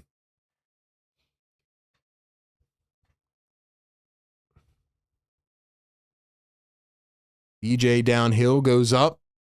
Kicks it out to Drummond. Drummond for 3. Cha-ching. You want a 3, you get one too, Drummond.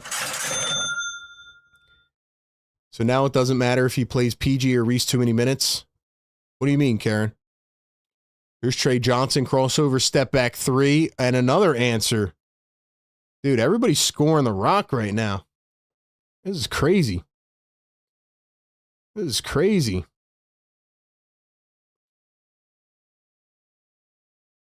Paul George is on a heater, though. He's at 39 points, trying to get that career high.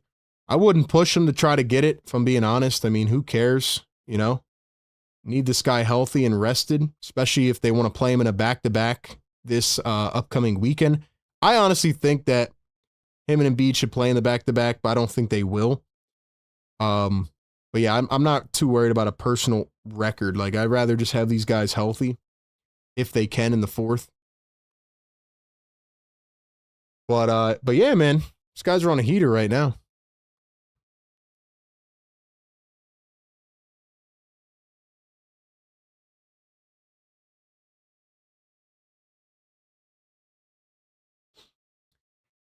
Shouts to everybody in the chat, man. Let me go ahead and let me drop some of our links in here. I don't know what happened to the mod squad, but I got y'all, man. I'll drop the Discord link in here where you can chat with all of our Philly native fan base. Drop our link tree in here where you can follow us everywhere. Mr. says PG has 39 points. I guess it's time for Nurse to bench him. I mean, if they can get up by like 25, 30, I would probably take him out too. Just to make sure that, you know, he can get some rest. But right now they're only up by 17. So got to finish it out though, man. 15-point game, 3:25 to go here in the third. Cameron Payne now enters for the first time. Haven't seen him in a couple games. Cameron Payne floats it up and gets it to go with one hand. We're going to also take a check on the Atlanta Hawks game, see how they're doing. And we'll see how the Raptors are doing. Jaden Hardy just got a floater to go, so it is 113-98. Still over a quarter to go, though. It's going to be a 150 for the Sixers. Maxey dribbling downhill, goes all the way, lays it up and in. Big quarter for Maxey, too. He's at 28 right now. Big time game for Maxey. There's Justin Champagny. He turns, puts up a mid-range, left it short. Cameron Payne, the rebound. Here come the Sixers up to Kelly Oubre. Now Payne. Payne, Maxey. Sixers running a 3-guard lineup here. Maxey drives the lane, kicks it out. Drummond wants a 3 in the corner and has another one. Drummond 2 in a row. Paul George on the bench now. We'll see if he stays out or not. Here's the drive and the kick. Gill lost it off the shin. Went off the Sixers, though. It's going to stay with the Washington Wizards.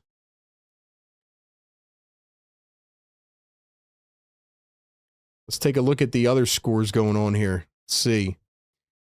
Raptors are down to the Kings at the end of 1. The Hawks are up by 30 on the Magic. Dude, the Magic are terrible, man. What happened to the Orlando Magic? Talk about an all-time blunder. I mean, they're getting beat by like 40 per game.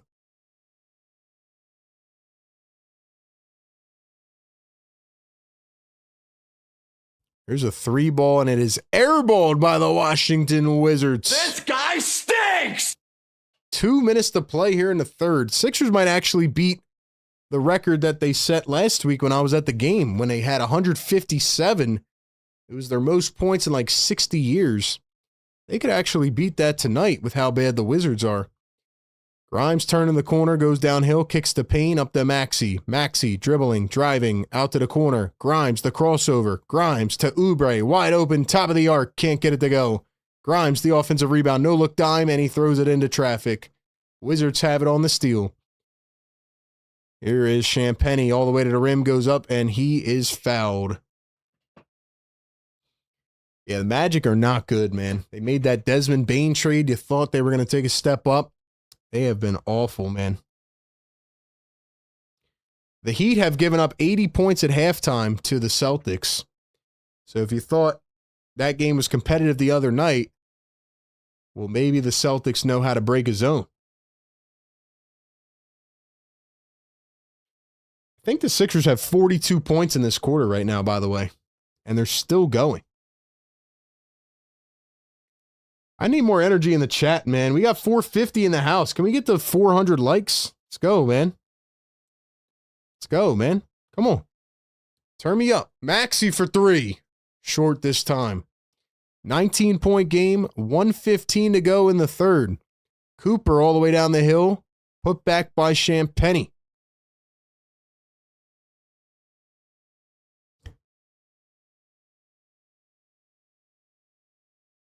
Grimes going to find Cameron Payne. Payne over to Maxey. 1 to go here in the third.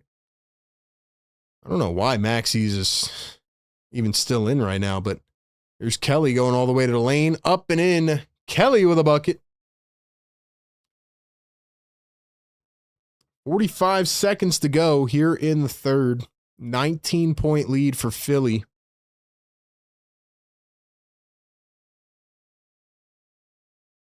Seven seconds on the shot clock. Cooper into the lane. Gill has it against Grimes, and he's fouled.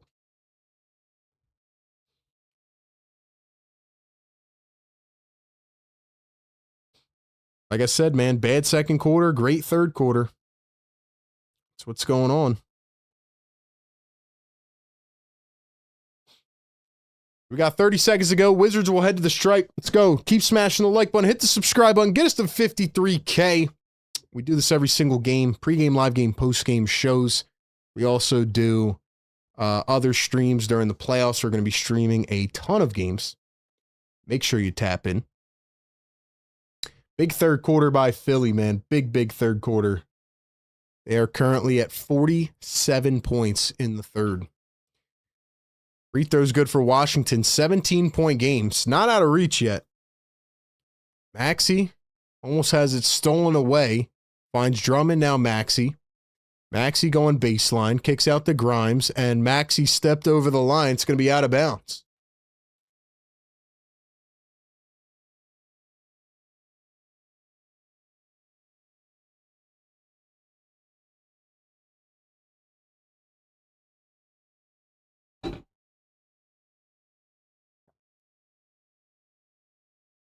Ten seconds to go here in the third. Cooper waiting at the top. Hardy going to set a screen. They swing it out to the corner. Pump fake now up top. Hardy as a wide open three and cannot get it to go at the end of the third. So, ladies and gentlemen, crazy third quarter. Sixers put up 47 points. Paul George is 10 points away from a career high. My question to you is, how many points will the 76ers finish this game with? 450 in the house. Let me know your thoughts in the chat. How many points do you think the 76ers will end this game with? Before I read out some of your predictions, got to give one more shout out to our great partners of the show. This one is brought to you by National University. Once again, check out National University, an accredited nonprofit university giving you support to balance your life. They have online, flexible 4, 8, and 12-week courses that make pursuing your education achievable. What once felt like a long-term thing that was way out of reach is right at your fingertips. You can go to school anywhere from the comfort of your home, your office, whatever. They offer the most comprehensive degree program options in the U.S. for working and non-traditional students. The vast majority of their student base is between ages 33 and 39, from undergrads all the way up to grads. And they have over 150 degree programs that offer areas of study like education, business, marketing, healthcare, psychology, social sciences, engineering, law, arts, tech, and more. They are a veteran-founded university that awarded nearly $55 million in scholarships and tuition reductions last year, and they customize education plans for you, including adaptive instruction and holistic student support. They also have free mental health counseling, because we know that the rigorous challenges of going to school, trying to balance that with a job, sometimes weighs on the mind a little bit, you know? So they empower learners to balance work, family, and school. They really prioritize that. If you are interested in checking out their flexible online program offerings, click the link down in the description or the live chat. Get more info today. Shout out to National University for being a great partner of Philly Take with RB. Let's see some of the guesses we have in the chat. 157, I see. 144, 153. Last week they had 157. That'd be crazy if they broke it. I don't think they are now. Just because I think they're going to end up in some garbage time here, but maybe. 147, 144, 146, 152, 154. Yeah, my final score prediction was 130. I said 132 to 105, so I was way low in my prediction. Here's VJ Edgecombe, steps back, a mid-range 2, can't get it. So Nurse going to leave a couple of the starters in for now. Looks like he put Maxey and Paul George on the bench. So it'll be VJ with the second unit. For the Wizards, it's Jaden Hardy, Sharif Cooper, Anthony Gill, Bub Carrington, and Justin Champagnie. Grimes going to chuck up a 3 and knocks it down. So yeah, the Washington Wizards right now are in full tankathon mode, if I'm being honest. We'll see. Sharif Cooper kicks it out to the corner. Hardy for 3. Can't answer on the flip side. Sixers have to be shooting like 65% from the field right now. Let's take a look in on that. EJ going to find Drummond. Drummond going to find Kelly Oubre coming around a screen. Oubre off the dribble into the teeth of the defense, and he lost it off his knee and going the other way. The Sixers are shooting, yeah, I was correct, 65% from the field. That is nuts, man. Think about that. 65 from the field, 52 from 3. I'm sure that'll go down a little bit. I'm sure that that percentage will go down a bit in garbage time, but man, that's crazy. Sharif Cooper going to dribble drive against Cameron Payne, lost the ball, and he called a foul on Cameron Payne.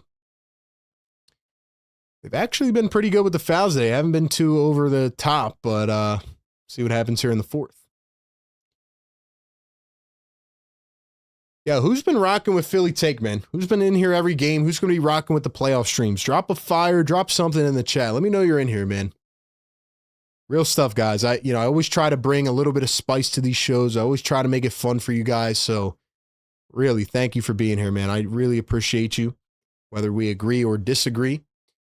Try to give you the most entertaining live show with the analysis as well as the passion. Every game, man.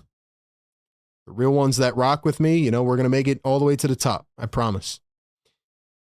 So the free throws are good. It is an 18-point game. Can the Sixers put this away? Cameron Payne drives the lane, and now he's fouled on the other end by Sharif Cooper. Mr. Scums has been here all season practically. Legendary, appreciate you, man. Saltwater in the chat. Go Birds, what's up? William Irvine in the house. What's up, William? Busy B dropping the fires. John Monroe. Karen in the chat. AG. Let's go, man. Shouts to the diehards. Campaign going to knock down the first. Jason 18, what's up, bro? Long time no see. Cisco, what's up? Get us to 300 likes, guys. We're almost there. Hawks are spanking the Magic. They were up by 31 last time I saw. Now it is a, let's see, 28-point game or something. Magic, they're going to have to fire their coach, Jamal Mosley. It sucks because he's had a pretty good couple of seasons, but when you're getting blown away like that, there's just nothing you can do. Watkins going to miss the three. By the way, I didn't even look. Did Campaign hit both? Yeah, he did. Here's Quentin Grimes. Grimes at the top. Dribbling, driving, steps back. Quentin Grimes knocks down the mid-range. You know, it's funny, guys. I dropped a short yesterday. I was talking about my top playoff potential opponents and who I would not want to face. And in that short, I said, I do not want to play the Atlanta Hawks in the postseason because, one, the Sixers just cannot beat them this year, and two, they're on fire. And then all the people comment, they're like, yeah, you're crazy. The Hawks, bro? You're scared of the Hawks? Listen, man.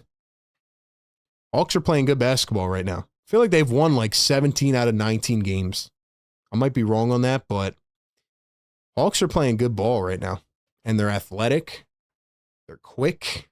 They can run the floor. Just my opinion, though. So I'm guessing Paul George is not going to come in unless this game gets close, as the Wizards, just as I say that, hit another 3-ball. That was, I believe, who was that? I think that was Sharif Cooper? No, that was, who hit that? Might have been Jaden Hardy that hit that 3.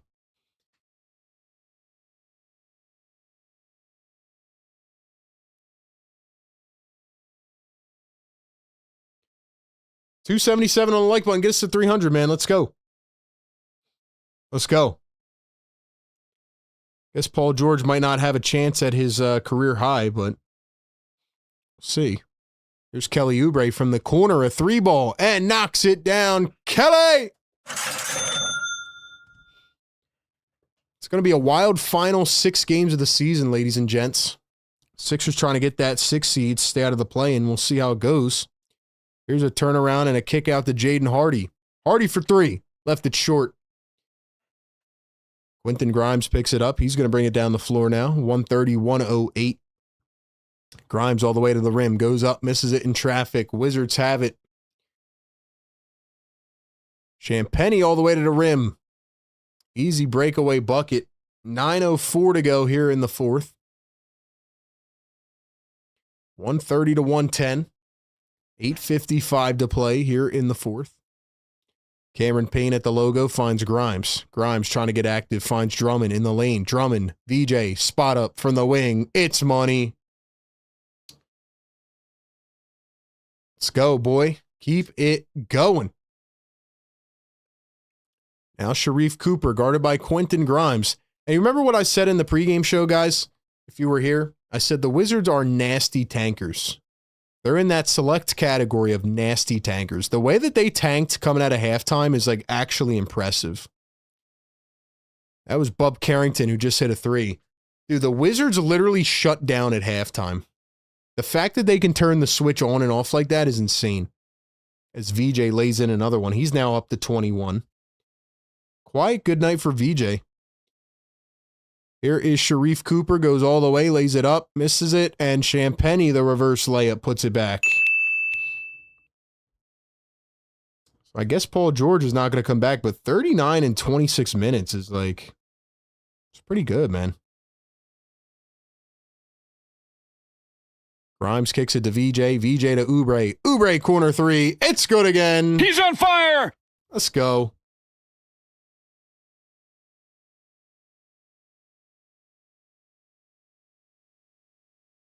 Dude, everybody's just knocking down threes. Carrington just hit one.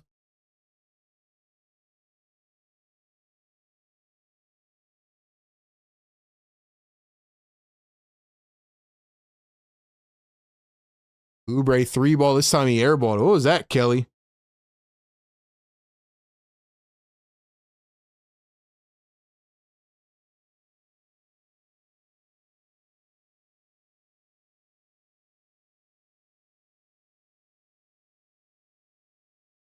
$2 super chat from AP. Thank you, man. Sixers versus Celtics. Are you guys ready for that work? Well, AP, first off, I think you should worry about your New York Knicks, brother, because they are fraudulent. Number two, I am hoping the Sixers do not play the Celtics, because that is probably the worst matchup for Philadelphia. I don't think they're going to play Boston, but we'll see. Here's the up and under from Champagny, and he is fouled.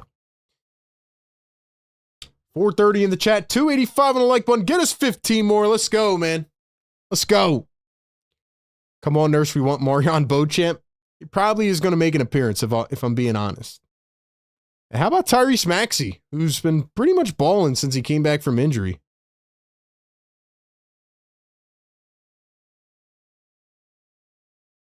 Maxey's now been back for 3 games, playing pretty well, I would say.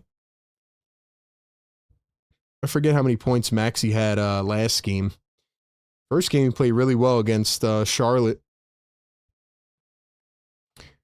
Let's see. How many points did Tyrese have last game? He's got 28 tonight.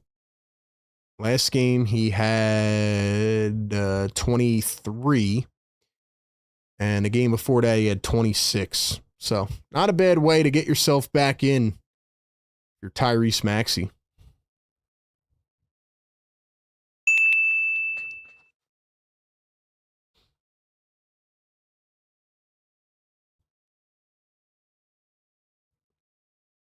Maxey's got 2 boards tonight. He's got 8 dimes. BJ's got 9 dimes. I like that.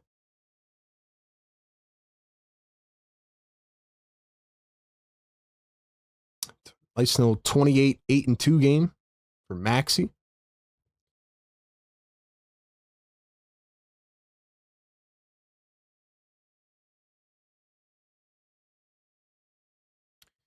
$2 super chat. AP says, RB, I want the 76ers. I know you do. I know the Knicks want the 76ers, and if it ends up being a series, I think it'll be a hard-fought series. You know, the Knicks view the Sixers like their championship, for being honest. That's what they do, so. But it would be a good series.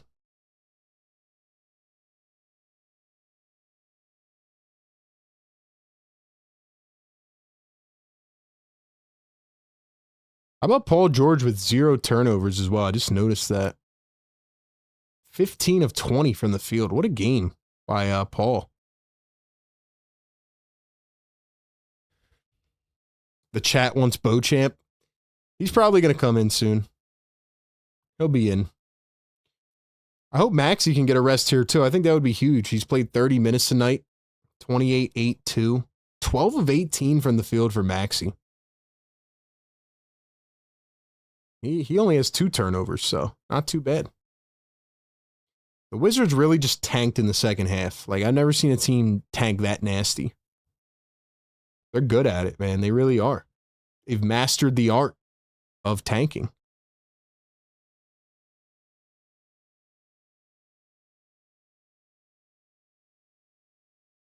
Is Paul George back in the game? Bruh. Bro, no way. Maxey and PG are back in the game with 6:50 to go. Never mind. Never mind. Forget what I said. Wow. All right. So Maxey and Paul George are back in. Forget everything I just said. The night is not over for them yet. Cameron Payne floats it up. Misses it. I don't know why Nurse brought them back in. I think that's pretty questionable if you ask me. But here we go. 138, 119. Here's the drive from Jaden Hardy. He missed it short. Sixers have it. Drummond's tying his shoe. Sixers are like, screw it, we'll play 4-on-5. Maxey a 3, and it's way off the mark. Nurse is really trying to get PG to his career high, isn't he? Riley coming around a screen. Riley steps back. He's going to pull a 3 from the wing. Can't get it to go. Cameron Payne the rebound. Payne up the floor to Drummond. Drummond to Payne. Payne looking, scanning, finds PG. PG at the logo. PG bounces it over to Quentin Grimes. Grimes for 3. Misses it. It's funny, Maxey and PG are playing like, yo, why'd you put me back in, coach? They're playing like, yo, am I really in this game right now? Like, what am I doing in here, man? They're just passing the ball around, chilling. 5:35 to go in the fourth. Riley all the way to the rim, reverse layup. Sixers have said, screw the defense. 5:25 to go now, 17-point game. Paul George wants a 3 ball. This time it's a bit short. 5:15 to go now. Can the Wizards make a comeback? Sharif Cooper against Tyrese Maxey. Cooper wide open 3. Hits it again. 14-point game. Timeout Nick Nurse. So Nick Nurse puts in Maxey and PG cold. And the Sixers give up a quick 7-0 run. So now we got a game. I don't know, man.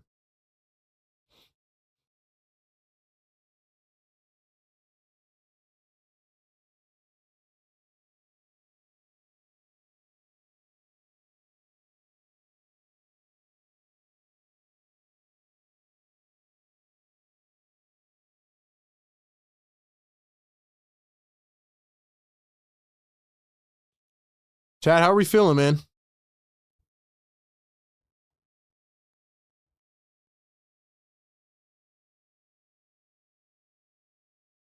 We still need 10 more likes. Y'all are slacking right now, man. Chad, how are we feeling? Let's go. Keep the energy flowing, man. Y'all are like the Sixers falling asleep on defense right now. How are the 76ers like even letting the Wizards come back in this?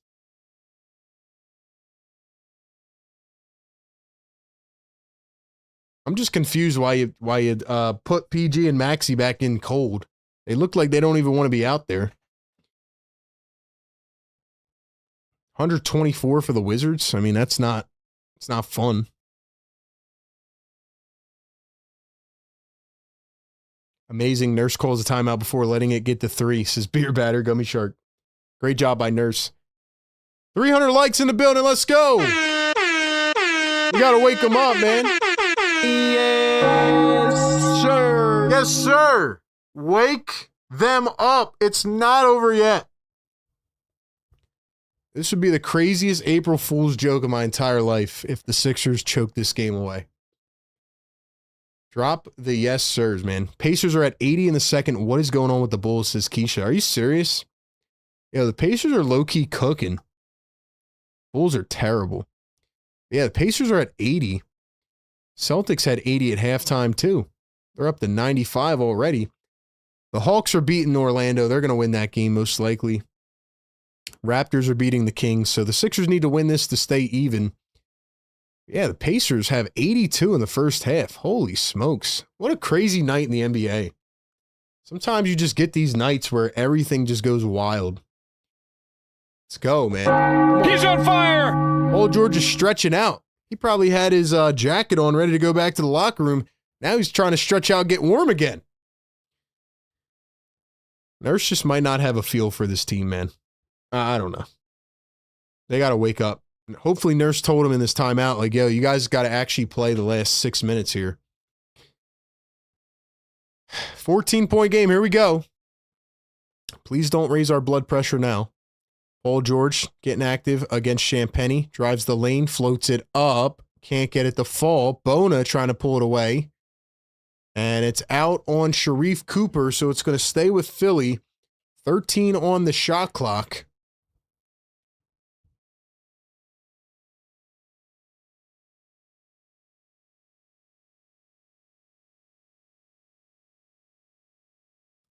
DJ Edgecombe. Here's Tyrese Maxey. Maxey going to step back against Champagny. Drives the lane. Goes up. Left-hand acceleration. And thrown back down by Adem Bona. Bona puts the Sixers at 140. 4:30 to go.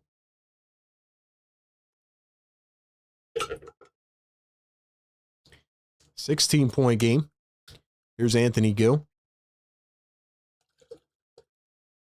Sharif Cooper going to drive the lane. Reverse layup. Misses it. Tapped out by Riley.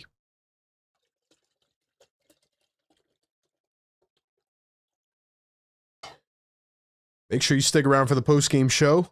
We will talk about Paul George's massive night. We will talk about Tyrese Maxey's massive night. 4:09 to go here in the fourth quarter. VJ Edgecombe dribbles, drives. Poked away, gets it back. VJ, guarded by Jaden Hardy. The Wizards haven't even put their starters of this game back in. They're literally playing with backups. VJ, mid-range pull-up, got it. 142.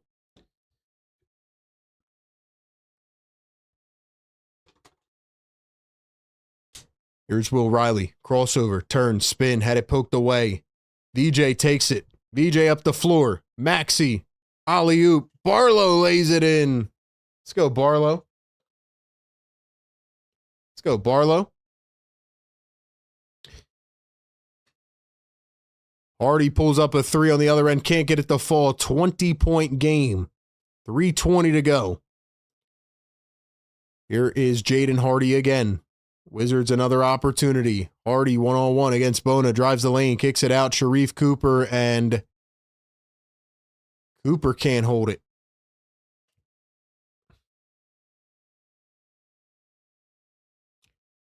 $5 super chat from AP. Thank you so much, man. He says it would go 6. We are good at home. We suck on the road. We play good in Philly for some reason. Sixers are our #1 rival in Brunson. Barlow slams it down. Sixers 146 points. Sixers regaining the momentum after the timeout. AP, thank you for the super chat, man. I think it would be a good series. Probably 6 or 7. I agree. Yeah, Paul George is literally just cooling right now. He's just trying to stretch out, really. Played 30 minutes tonight. Really, there was no reason to put him back in, but yeah, nice couple finds there by Tyrese Maxey. VJ Edgecombe's had a really good night as well. 23 and 10 for VJ. Sixers are about to hit 150. They need 12 more to hit that 158 mark. So we'll see.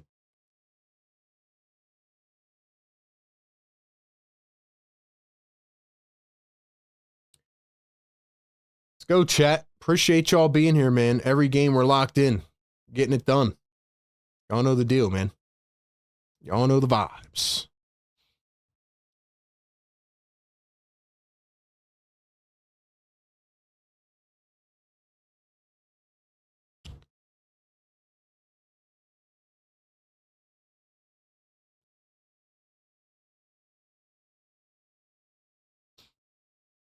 Let's see if Nurse took him out now. I'm assuming that he would, because we have 2:15 left. I feel like they should be out now. Let's see.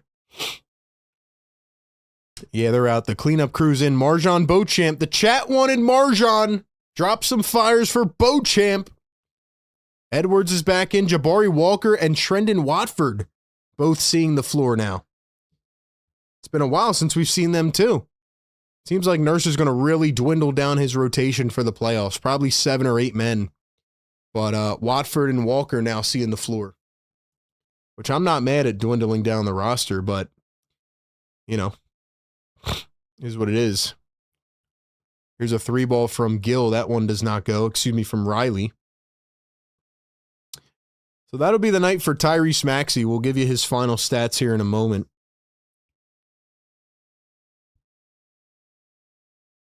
Three-game road trip, back-to-back coming up this weekend. Second game of a 4-game important week. Cameron Payne, a deep 3, can't get it.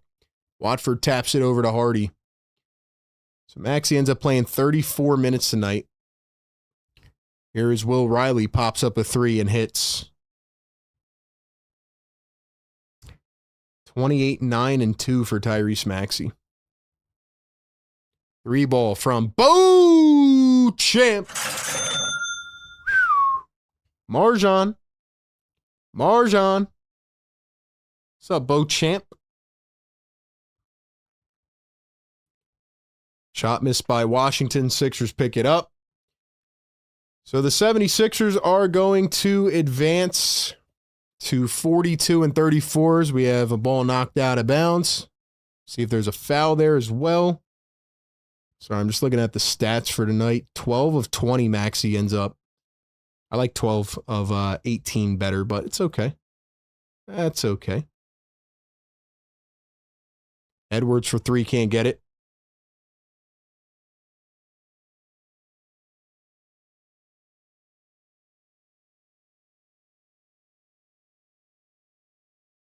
Gill going to slam it down 151 to 129. So I don't know if the Sixers can quite get the 157. But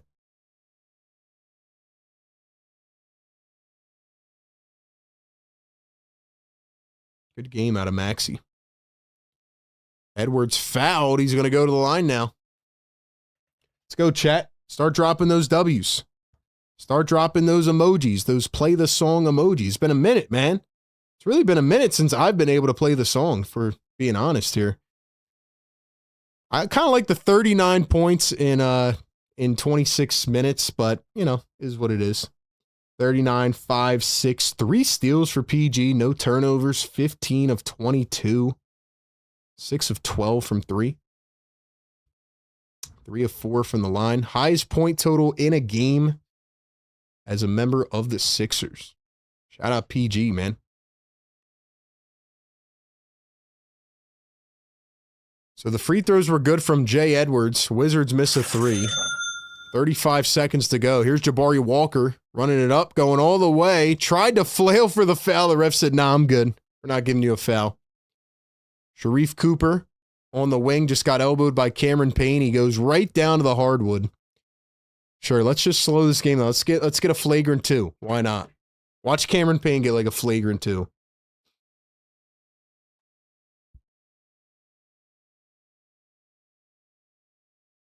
25 seconds to go here in the fourth quarter. 470 in the house. Yo, I just want to say, man, I appreciate y'all so much. Thank you for tuning in every game with me.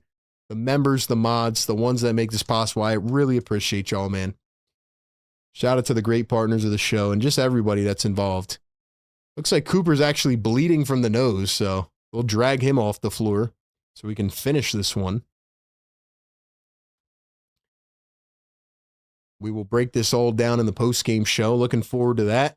Then we'll have 6 regular season games left. We'll probably start opening up the phones again for the playoffs, or maybe in the last couple games. We'll see. See how it goes. See if people want to chime in. We'll drop the Discord link as well so people can call in if they want to when we open them up. My man's going to the free throw line with his nose plugged up. He said, screw the nosebleed. I want to shoot my free throws. Let's go, Sharif Cooper. First one is good.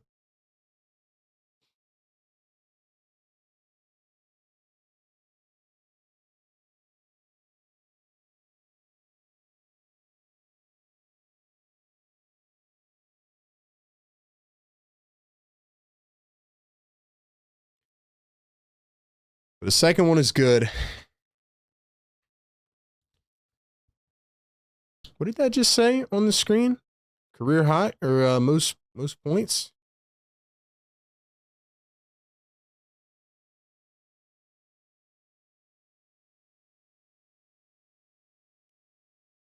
What did that say on the broadcast?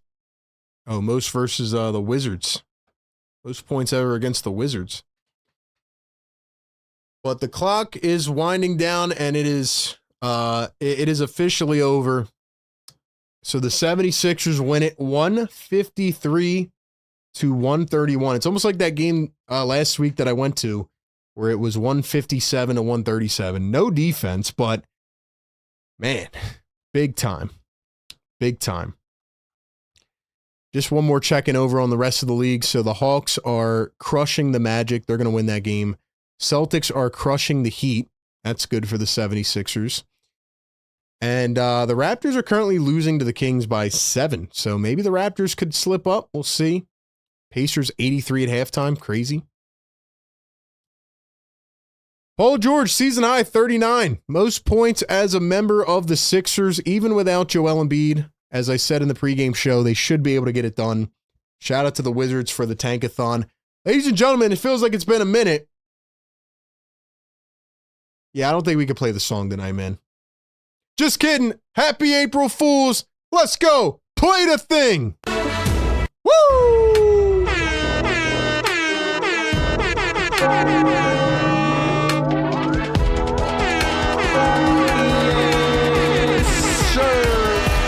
He's on fire!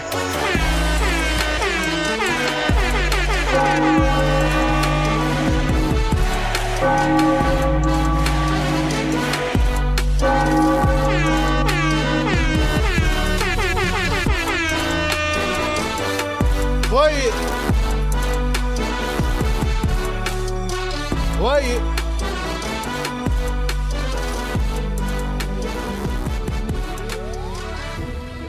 Play it.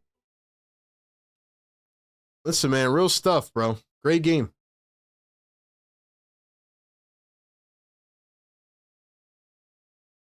Great game. In the second half, of course, that is. 47 in the third, 33 in the fourth. Sixers get the win.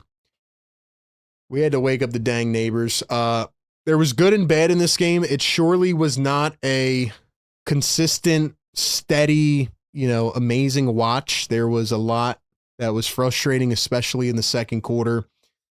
But nonetheless, the Sixers pulled through. The Wizards did their thing, tanking-wise. And the Sixers advanced to 42 and 34 on the season. So, if you are just tuning in or you did not watch this game or you want to hear back the analysis, we will head over to the post-game show. We'll break it all down. Pretty solid game from the 76ers in totality. Still a lot they need to work on. Joel Embiid hopefully get healthy, in the next few days. That way, with the back-to-back coming up this weekend, maybe for once they can actually play Joel and PG in a back-to-back. Maybe not, though. We'll see. The day started off crazy with the Joel April Fool stuff. So that's where we're at, man. Sixers get a win. Appreciate all of your energy in the chat. Shout out to the mods, the members, the whole community, everybody that makes this show possible. And, of course, our great partners over at NU and Prize Picks. All right, guys. It's been a wild night in the NBA. We'll go talk about it a little bit more here in just a few minutes. Don't go anywhere. Sixers post-game live coming up next right here on the 76ers Game Day Live Show. Catch you on in a few minutes.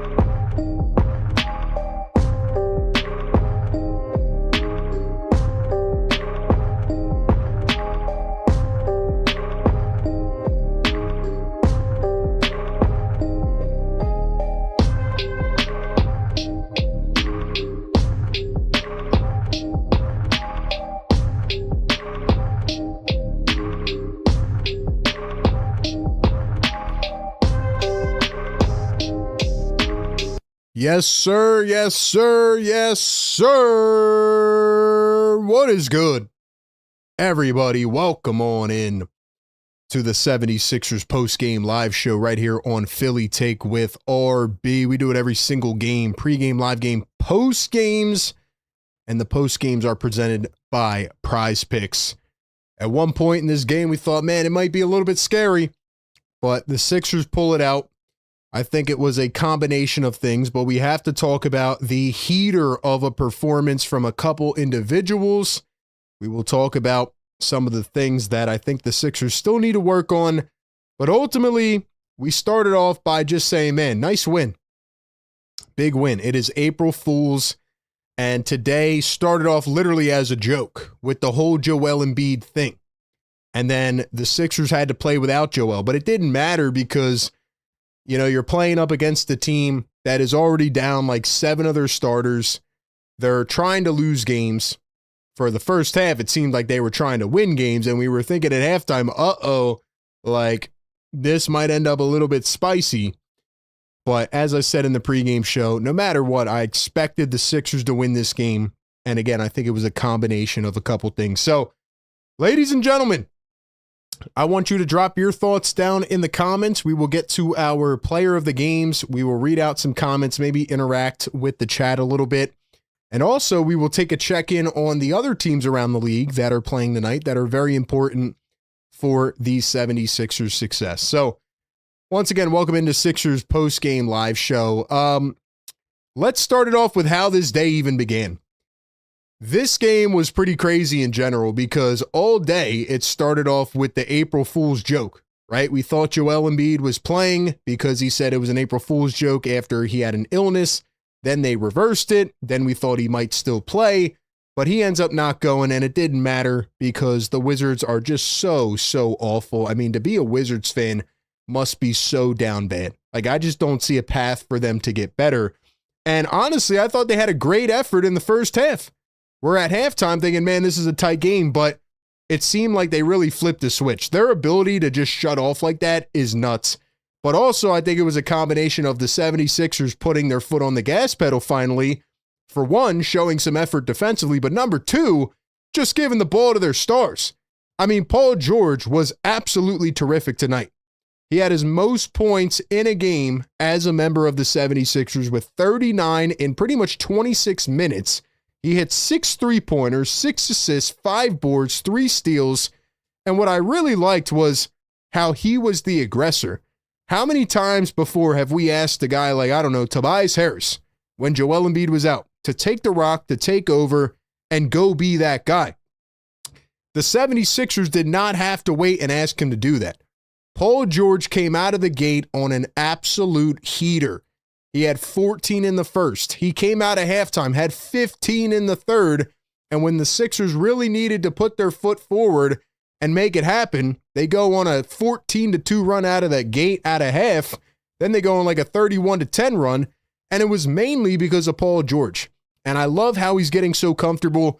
I know it's just a game against the Wizards who stink, but if the Sixers get this level of Paul George that they are seeing these last couple of games for the playoffs, it could really change a lot about this team on both sides of the ball. I mean, his scoring right now just looks so effortless. And then you have a guy like Tyrese Maxey, who looks really good in his first couple games back from injury, back earlier than expected. He drops 28, 12 of 20 from the field tonight, 9 dimes, only 2 turnovers. By the way, Paul George also had 0 turnovers in this game, which was very impressive. But I thought Tyrese Maxey was big in that third quarter. And again, the Sixers needed to just give it to a go-to guy, and Maxey could not be stopped. And when Maxey gets in that mindset and he's confident and says, you know what, they can't get me, they can't guard me, like that Maxey is just going to take this team to the promised land. So I thought Tyrese Maxey was really smooth. I'm very impressed with his conditioning.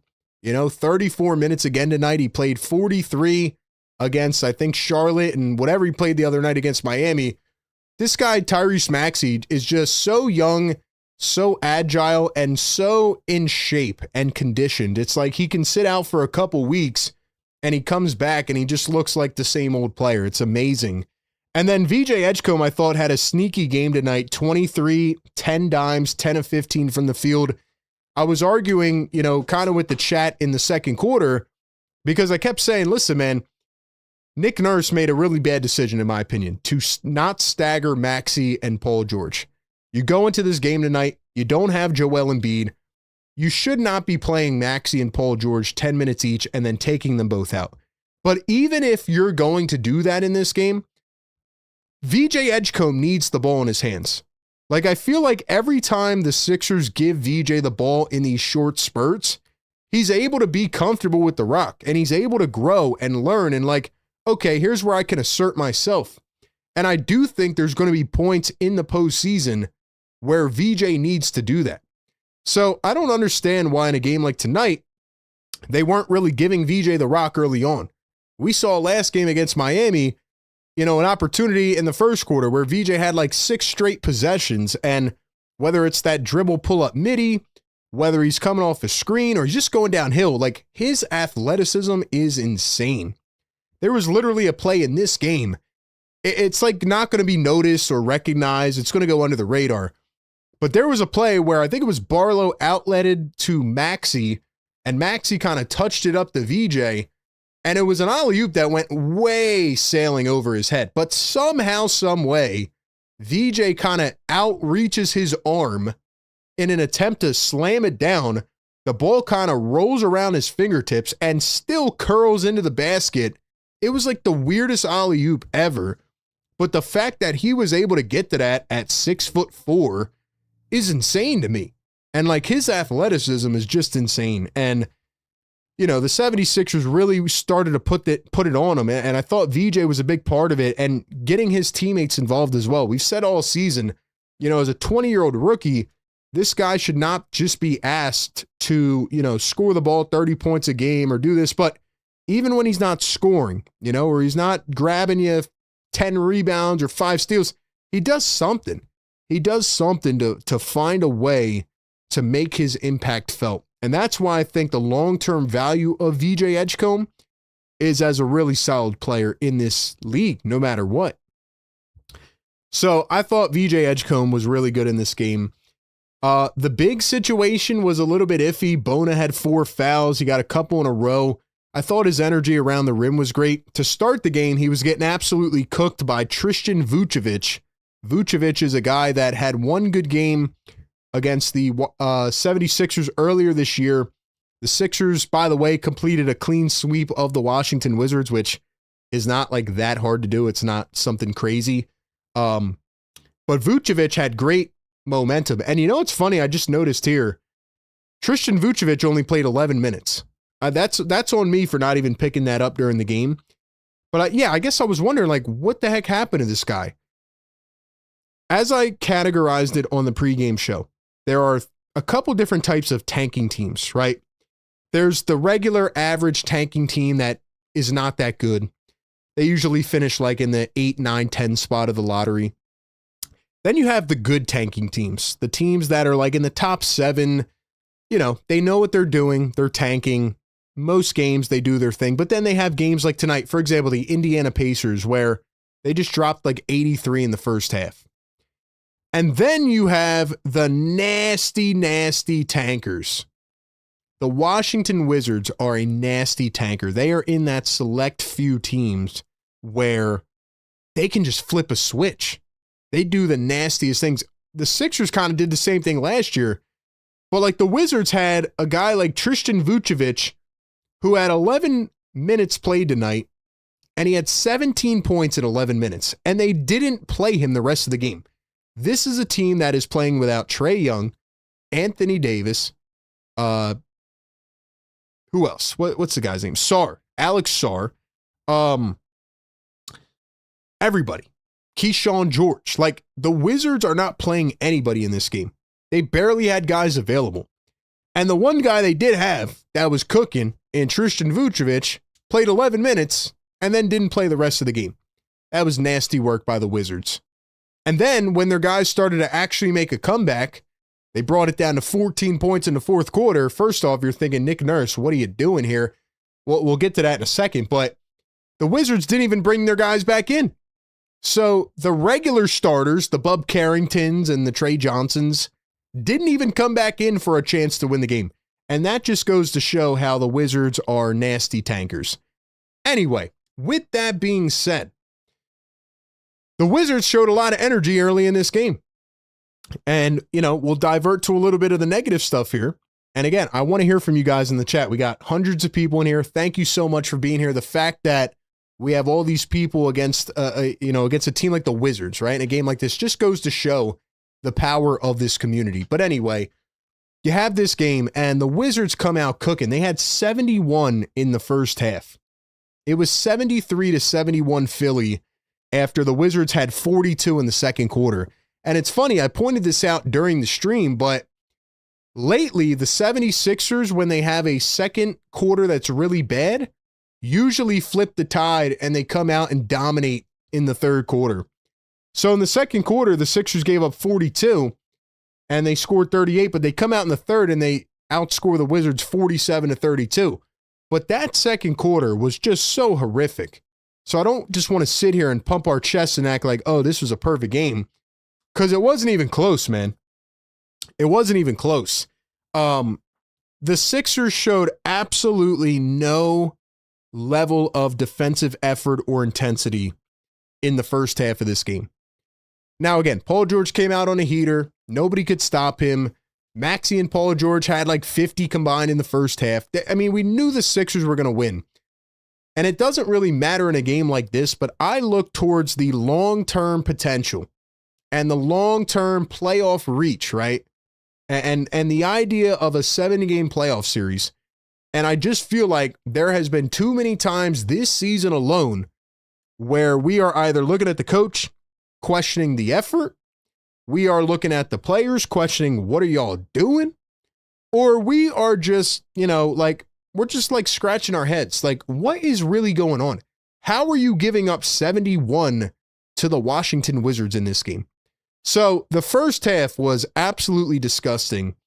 And, a lot of people come in the chat or the comments or whatever. And it's a lot of people that don't watch every game, so they're like, why are you guys frustrated at all when the Sixers just scored 153 and beat the Wizards?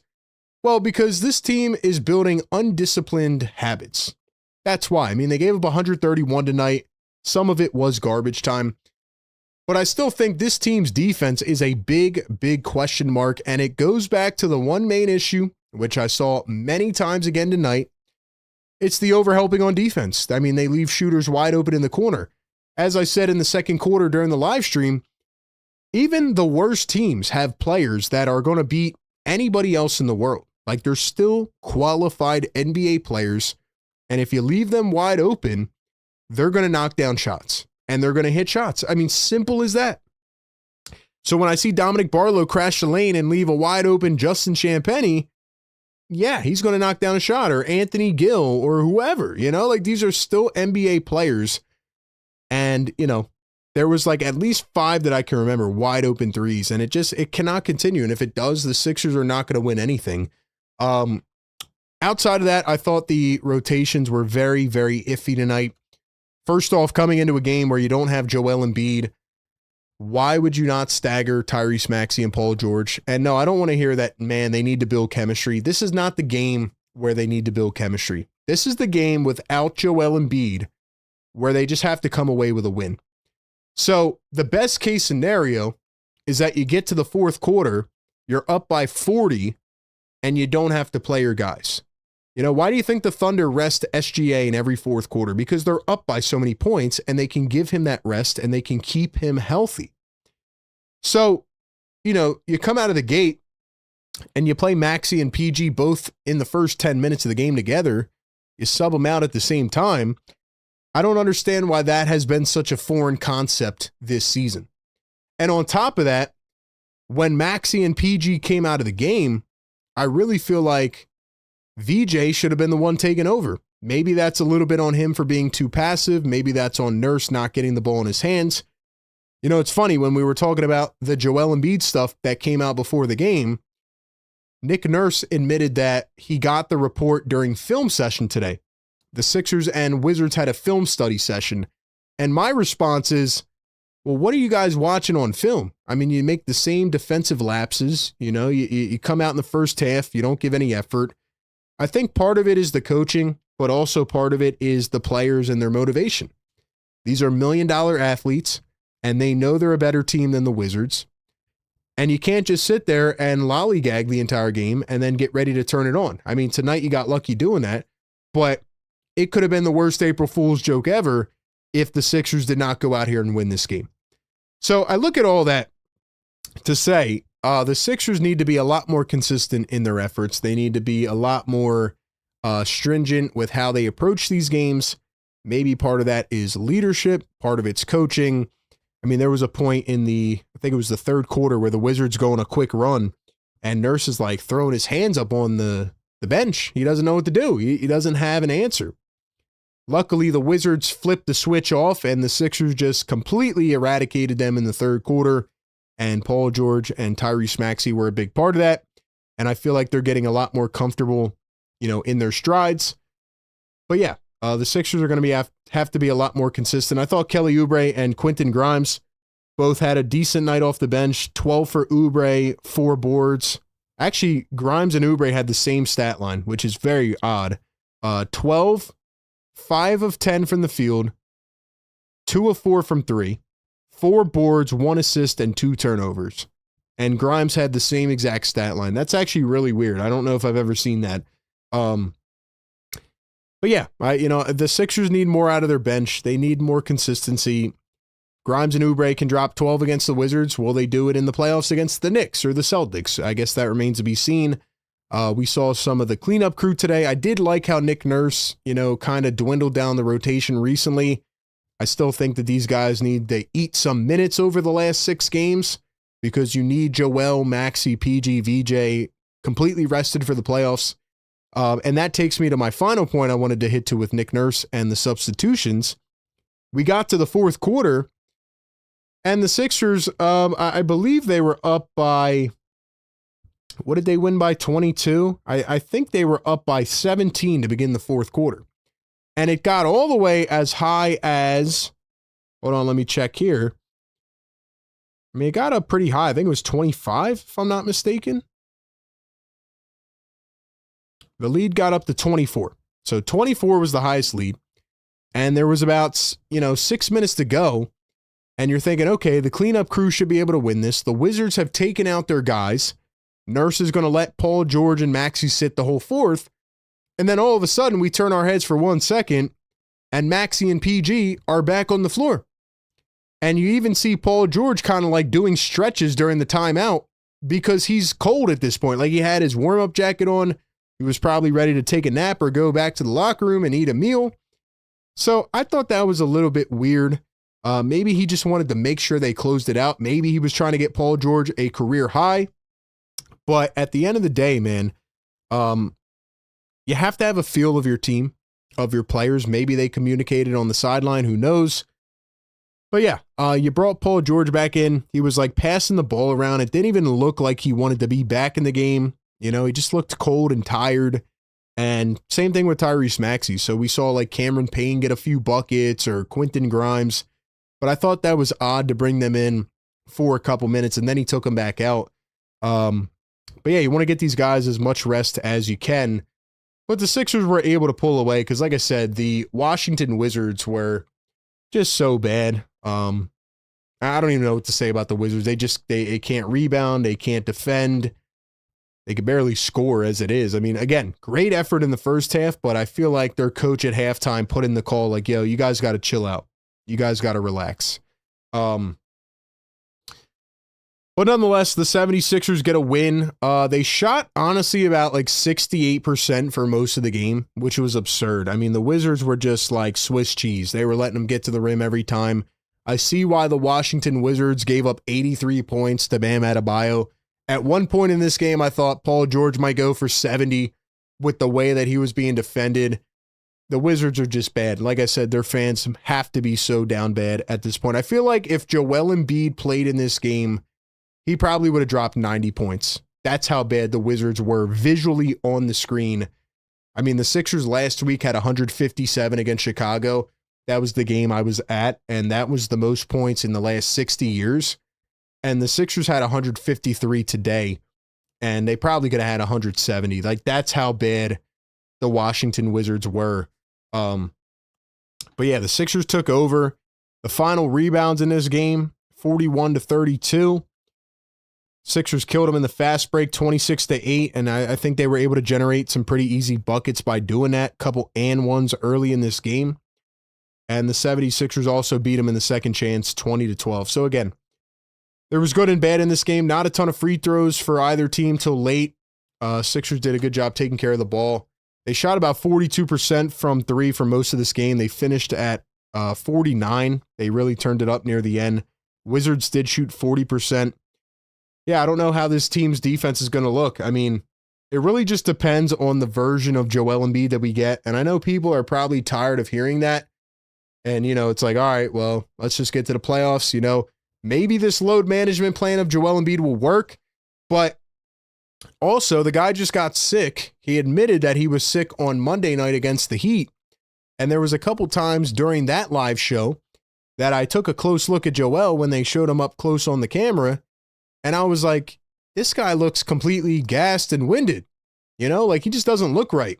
And I thought maybe it was because he was not conditioned back yet into his flow, but it was because he was sick. And he was so sick today that he couldn't even play. And Joel Embiid, again, literally tweeted, they're not going to let me play. So I'm guessing that was directed towards the Sixers medical staff, maybe the NBA. I don't know. So I don't know what the heck Joel has, but we'll talk about the back-to-backs coming up here. And I do want to hit on that. And I also just want to say a few other things. But Joel Embiid, if you are listening into this episode, and maybe if someone knows Joel and they're listening to this episode, please send it to him. Joel, stay inside for the rest of the season. Stay inside. You need groceries? Tell your wife to go. Kid has a doctor appointment? Tell your wife to go. Hire a babysitter. If you need food, DoorDash. Joel, this team cannot afford to lose you again. This team cannot afford it. My biggest fear, which, again, I knocked on wood at the beginning of the game. I'll do it again. My biggest fear is that Joel Embiid has some crazy virus and he gets the rest of the team sick and they go into the playoffs and nobody can play. That would be the worst case scenario. They need to put Joel Embiid in a bubble. They need to wrap him up. Like I said, if he has an appointment, if he has to go somewhere, put him in a bubble, put him with safeguards. I don't know. Do something. Joel Embiid cannot afford to be hurt or sick again heading into the postseason. I don't know how Joel Embiid continues to get these crazy illnesses and injuries. He gets kneed in the oblique. He gets hit in the eye by his own teammate. He gets Bell's palsy during a playoff series. All the knee injuries. He gets sick. I don't know what it is, but they need to bubble wrap Joel Embiid to make sure he is 100% ready to go for the postseason. That's how it has to be with 6 games to go. And looking forward to these back-to-backs coming up, especially the one this weekend where you have the Minnesota Timberwolves and the Pistons. Sure, the Sixers really need him and Paul George to play. I'm curious to see if they're going to play them both games of the back-to-back for once. My gut tells me no. I would still like to see it happen. But regardless, at the end of the day, the main priority, the reason that they have taken this approach all season is to get Joel Embiid to the playoffs healthy. As Joel stated before, his goal, and he would give away an MVP trophy to do it, is to have one full playoff healthy run.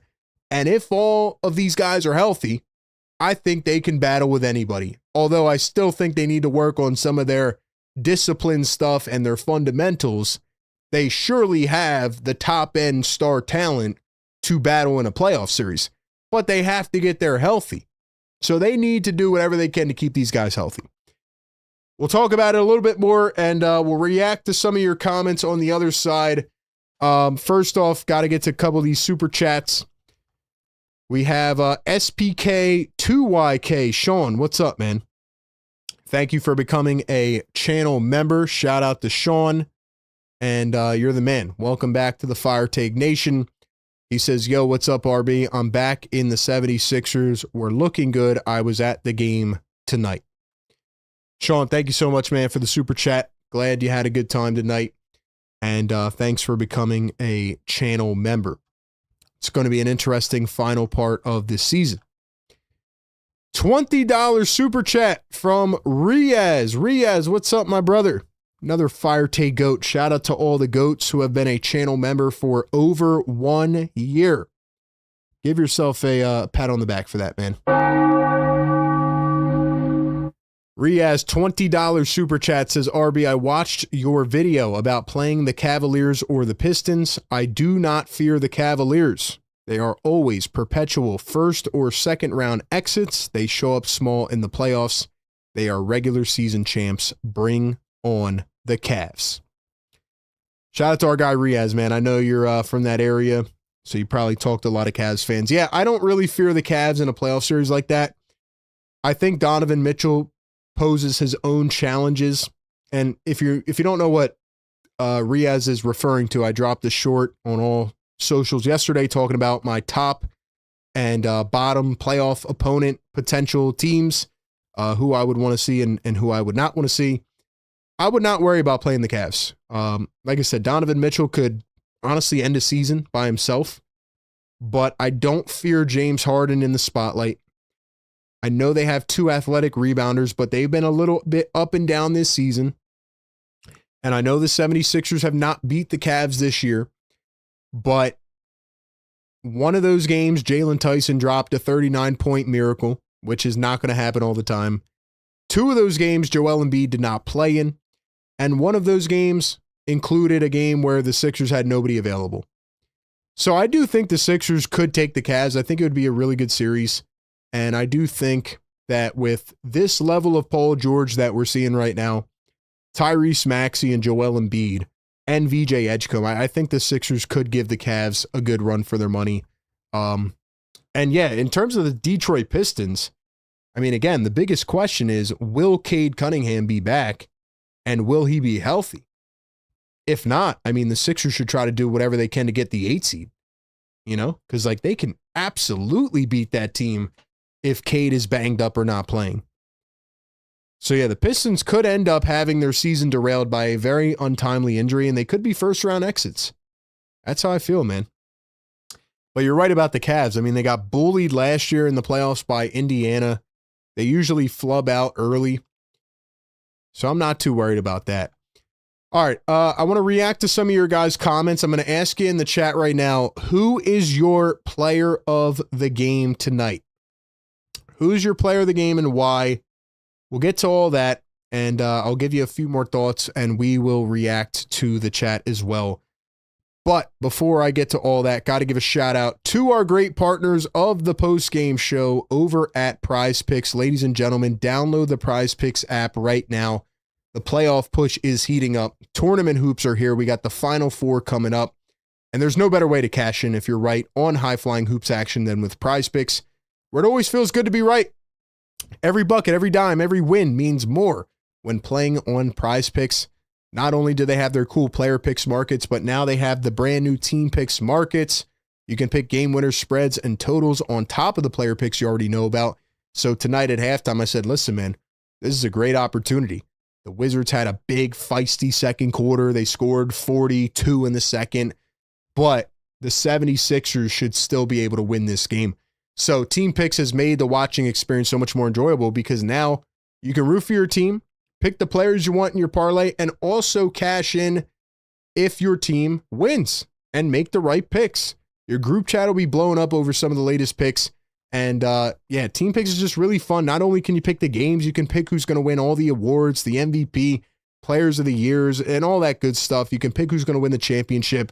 It's another way to pick the sports that you love all on Prize Picks. Team Picks are now available in 35 states, including California, Texas, Georgia, Washington, and more.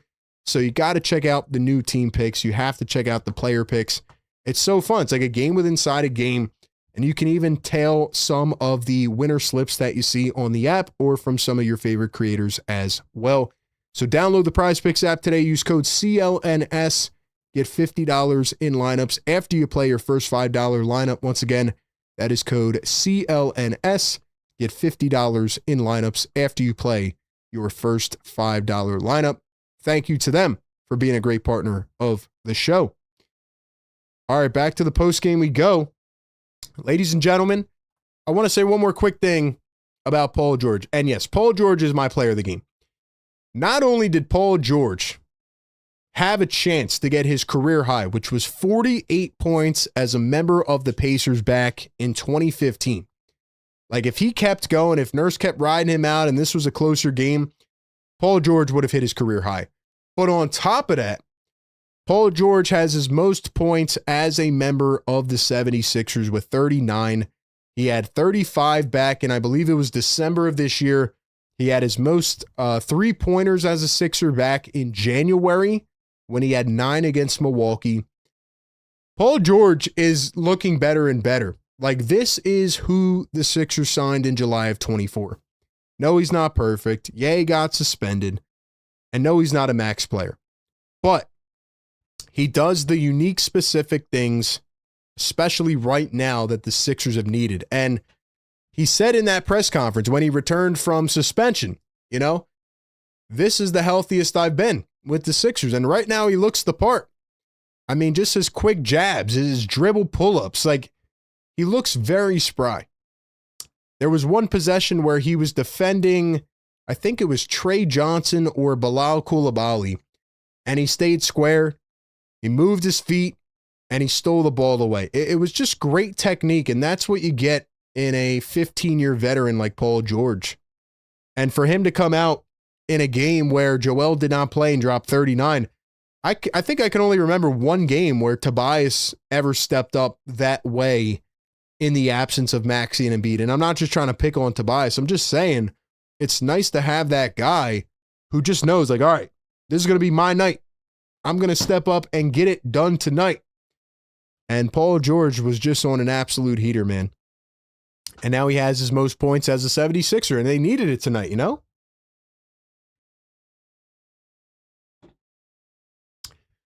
All right, let's see what they are saying in the live chat. Fredo says PG, Callie says PG, Basketball says PG. Yeah, everybody's saying PG. I mean, I don't think there's any other better answer. Maxey had a great game, VJ had a great game, but it was Paul George who played the part. Maxey and VJ had what? 51 combined? And yeah, so they had 90 combined points. Wild. 90 combined between Paul George, Maxey, and VJ. It's crazy when you think about this team, man. I mean, they have these top-level star talents that can really produce. I still think they have a little trouble with the bench. I think they're going to have to be more consistent. I'm looking at Grimes and Oubre, especially in a playoff series. Who knows if Campaign will get any minutes? I doubt it. I don't understand why Edwards is not playing as much. I feel like this would have been another great game to play Justin Edwards. Like, even if we look at Justin Edwards' game logs, right? I know he's young. He's only 22 years old. But, like, why can Justin Edwards not get more minutes? I mean, look at these game logs. 14 points back on March 9th. 12, 19, 21, 32. And then his minutes go down. He had 8 points against Utah, 25 minutes. 8 points against OKC, 25 minutes. And then he just hasn't played the last couple games. This is the exact, like, this is the epitome of what we always talk about with young talent. Why do you think these guys go elsewhere? I mean, you literally had quotes come out from Jared McCain where he said, I like playing here in OKC because I don't feel like when I mess up, I'm going to get all of my minutes taken away. That's just one example, but it's happened many times. Like, why do you pull the plug so fast? Now, again, I'm not saying that Justin Edwards is going to be the difference in a playoff series. I think he's young and inexperienced. But you obviously have something there with JE.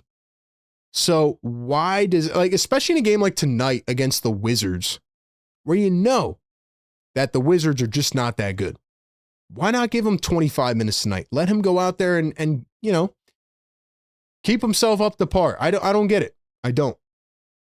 Goes back to this thing with young players that we always go through, you know? So anyway, he needs to play more, and there's other players as well that I feel like that with. Chat, what do you guys think, man? Dan says PG 39, 30 minutes, awesome. Riaz says they want us here in Cleveland, RB. I think they would be in store for a letdown. Philly Meme says Unk still has it. Yeah, and hopefully he's probably going to get a test after this game tonight. I mean, he was magnificent. He really was. He really was. Mr. Scum says that's literally the only thing holding us back, the injury bug. Would love more Justin Edwards time. Dan says, I agree on Edwards, and honestly, I'm starting to maybe play him more than Barlow. Well, that's another big thing, too, is like, you know, we'll talk about that more as we go forward, but I feel like since Barlow got the contract and then had that bad back injury, I forget who they were playing, but he came down and fell when he was like jumping up for a rebound. He caught undercut, and he came down and he hurt his lower back. I feel like since that game, although he's come back and he's dealt with multiple injuries, I just feel like Barlow has not been the same player. Like every game, Barlow's going out there for like 10, 15 minutes to begin, and he's not doing anything. You might have to think about putting Barlow on the bench at this point, honestly, because Barlow's just not, he doesn't have any like spring in him right now. I don't know what it is. Maybe it's injury. Maybe it's something else. I mean, early in this season, man, to earn that contract, if you remember, like, the things we were saying about Dom Barlow, just his energy, his tenacity, man, on the glass especially. Like, he was grabbing 10 to 15 boards a game. He was hungry. He was, you know, doing all the dirty work, taking a lot of that pressure off Joel Embiid. I think Barlow is really, really struggling right now. And it's something they're going to have to survey going forward. Busy B says Nurse is too busy running the Stars into the ground and riding Barlow. Yeah, he does in the first half, that's for sure. But they're going to have to wake up and realize here that something may need to change with that. But who knows if it'll happen. What else? Let's look at the rest of the NBA here. Let's take a look at what's going on around the NBA tonight, and then we'll take a look at the standings. So, yeah, we have the Raptors, who are currently losing to the Sacramento Kings with 10.5 to play. So if the Raptors somehow lose this game, they are down by 8 points right now. If they lose to the Kings, that would be huge, huge, huge for the 76ers. So for the rest of the night, we are all Sacramento fans.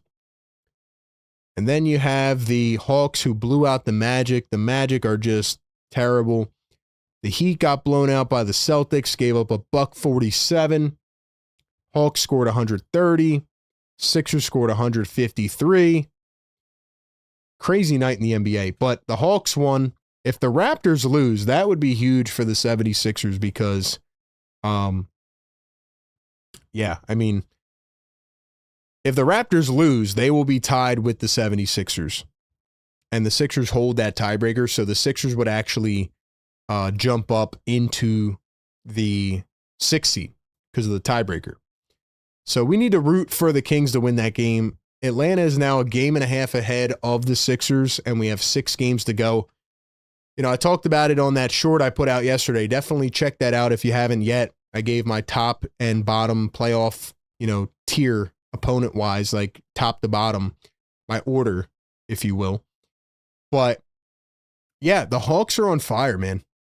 The Hawks are playing great basketball. They are 8-2 in their last 10. They have to have won like 19 out of 22, if I had to guess. They had like that 13-game winning streak. The Sixers have not beat them this year. They're 0-4 against Atlanta. They're quick. They're athletic. They play above the rim well. Yeah, I don't want to see Atlanta. I do. I don't. I really don't.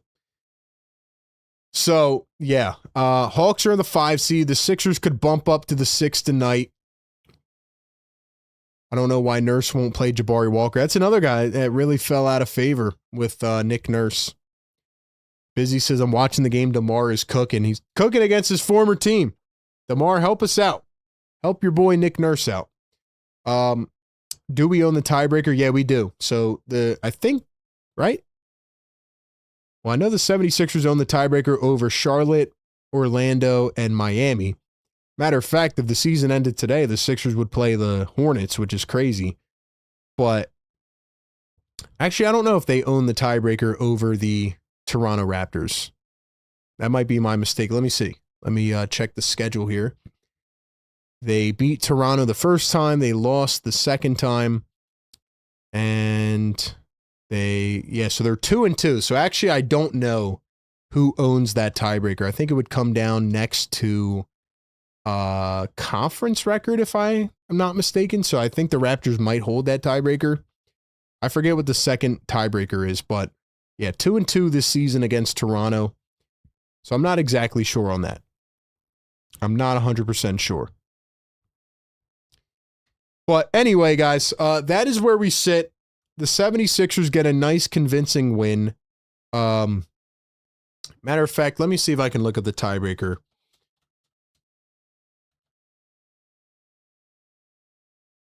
Let's see if I can figure out what it is.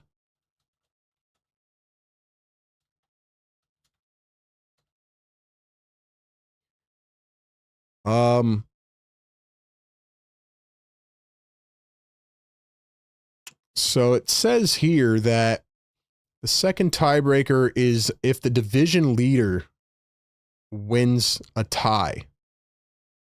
So, well, the Sixers and the Raptors are in the same division. So, I mean, it's crazy how divisions aren't even like used, to be honest. I don't even know why they're still a thing. I guess this is why they're still a thing.